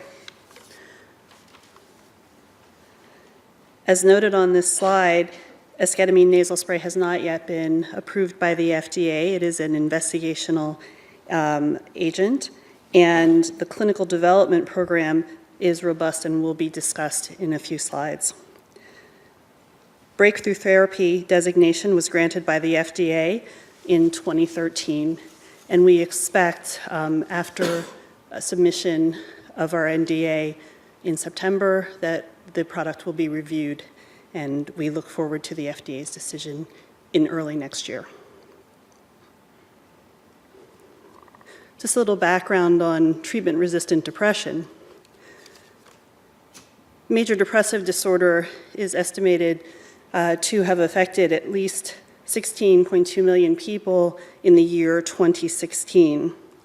1 in 3 of these individuals would be estimated to have treatment-resistant depression, which has been defined by the Agency for Healthcare Research and Quality as major depressive disorder that has not responded to at least 2 treatments of adequate duration and dosage. The postulated mechanism of action for esketamine is slightly different than many other antidepressants that are available on the market today. Esketamine is actually an enantiomer, or a part of the ketamine molecule, and it's important to note this difference. Ketamine is considered a racemate, so made up of both right and left parts. And esketamine was actually formulated for intranasal administration to provide a non-invasive, rapidly absorbed, and bioavailable route of delivery. The enantiomer nature of this agent has allowed for a lower dosage and a smaller volume of administration, and thus the intranasal route. Esketamine is thought to produce a surge in glutamate, which leads to an increase in AMPA, or AMPA receptor stimulation. And the AMPA receptor is an ionotropic transmembrane receptor for glutamate that mediates fast synaptic transmission for central nervous system, and is felt to be found in large quantities in the areas of the brain that regulate mood and emotional behavior. Esketamine nasal spray is expected to be self-administered by patients under the supervision of healthcare professionals, and this was the method of administration in our clinical trials. As in the clinical trials, it's expected that treatment for individuals with treatment-resistant depression will include another antidepressant on board. Esketamine administration occurred in the clinical trials twice weekly for the first 4 weeks, then weekly, and then either weekly or twice monthly. Janssen has conducted 5 pivotal phase 3 studies of esketamine nasal spray in patients with treatment-resistant depression. 3 short-term studies and then 2 longer-term studies, as you can see. One of the longer-term studies was a relapse prevention study, and the other a long-term safety study. In the double-blind studies, oral antidepressants were used as active comparators. The entry criteria included MADRS scores ranging from 24 to 28, which was considered in the moderate range of depression, in addition to other entry criteria for depression. Over 1,800 patients have been studied in this clinical program, which makes it quite robust. This slide shows the Transform-2 study, which was a study of over 200 people with treatment-resistant depression between age 18 and 65 years.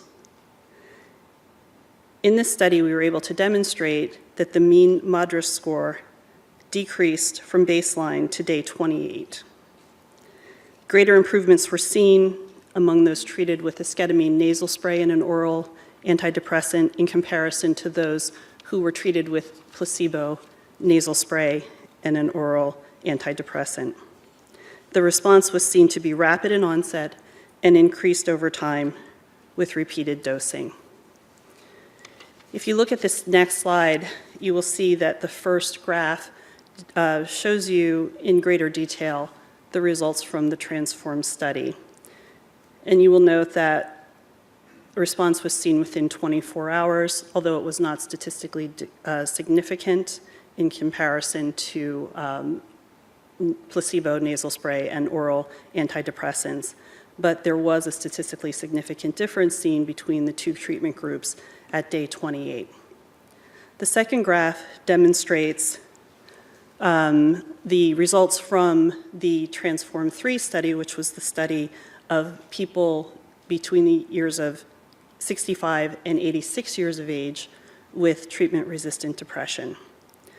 And although this study did not reach statistical significance in terms of the difference between the nasal esketamine plus the oral antidepressant and the nasal placebo spray and the oral antidepressant, it was helpful to us because the safety information was consistent with that seen across the range of the other pivotal studies.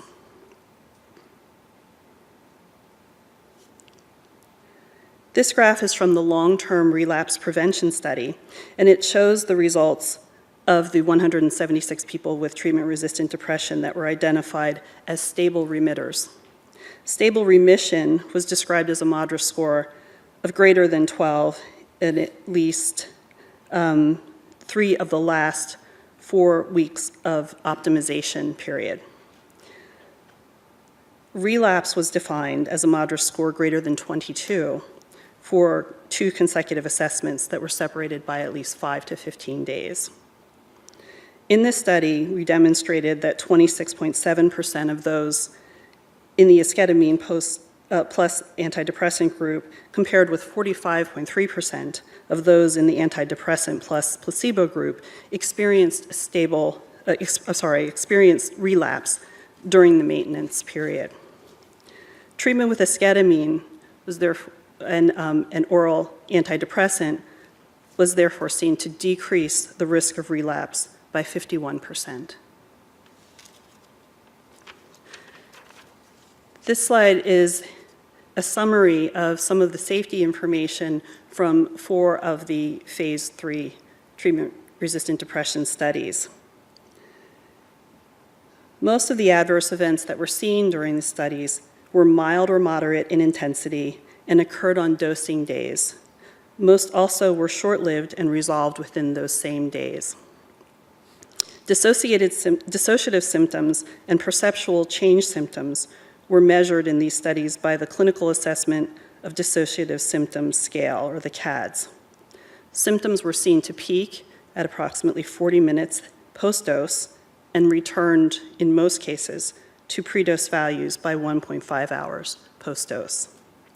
Increases in mean systolic and diastolic blood pressure were also seen to be largely mild and moderate in intensity. They increased at approximately 40 minutes post-dose and were seen to decrease again by 1.5 hours post-dose. Serious adverse events were rare and were reported in 6.9% of the participants. There were 2 deaths during the program, and they were not considered to be related to intranasal medication. As previously noted, this does not include all of the studies, but it really demonstrates the consistency across the studies of the adverse events that were reported. Treatment-resistant depression represents a significant number of beneficiaries within the Medicare program, and we're estimating that Medicare accounts for approximately 21% of the treatment-resistant depression population, slightly larger than the overall Medicare share of the population, which is estimated to be at 19%. The distribution of treatment-resistant depression appears to be proportionately split between the Medicare Original or Fee-for-Service program and the Medicare Advantage population. In summary, esketamine nasal spray has an extensive clinical trial program in treatment-resistant depression versus active standard of care and has been designated a breakthrough therapy by the FDA. The esketamine nasal spray has demonstrated a strong efficacy profile across both short and long-term studies, with a rapid onset of action seen and maintenance of effect through the long-term studies. Esketamine nasal spray has demonstrated a generally consistent safety profile with no new signals seen during the treatment period. I'm happy to answer your questions at this time.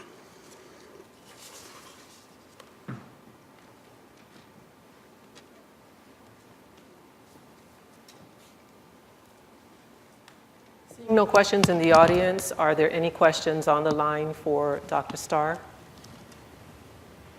Hearing none, thank you, Dr. Starr, for presenting esketamine. Okay. We're going to break then for a short break. We'll call it a snack because we'll start back at 1:15 promptly. Thank you.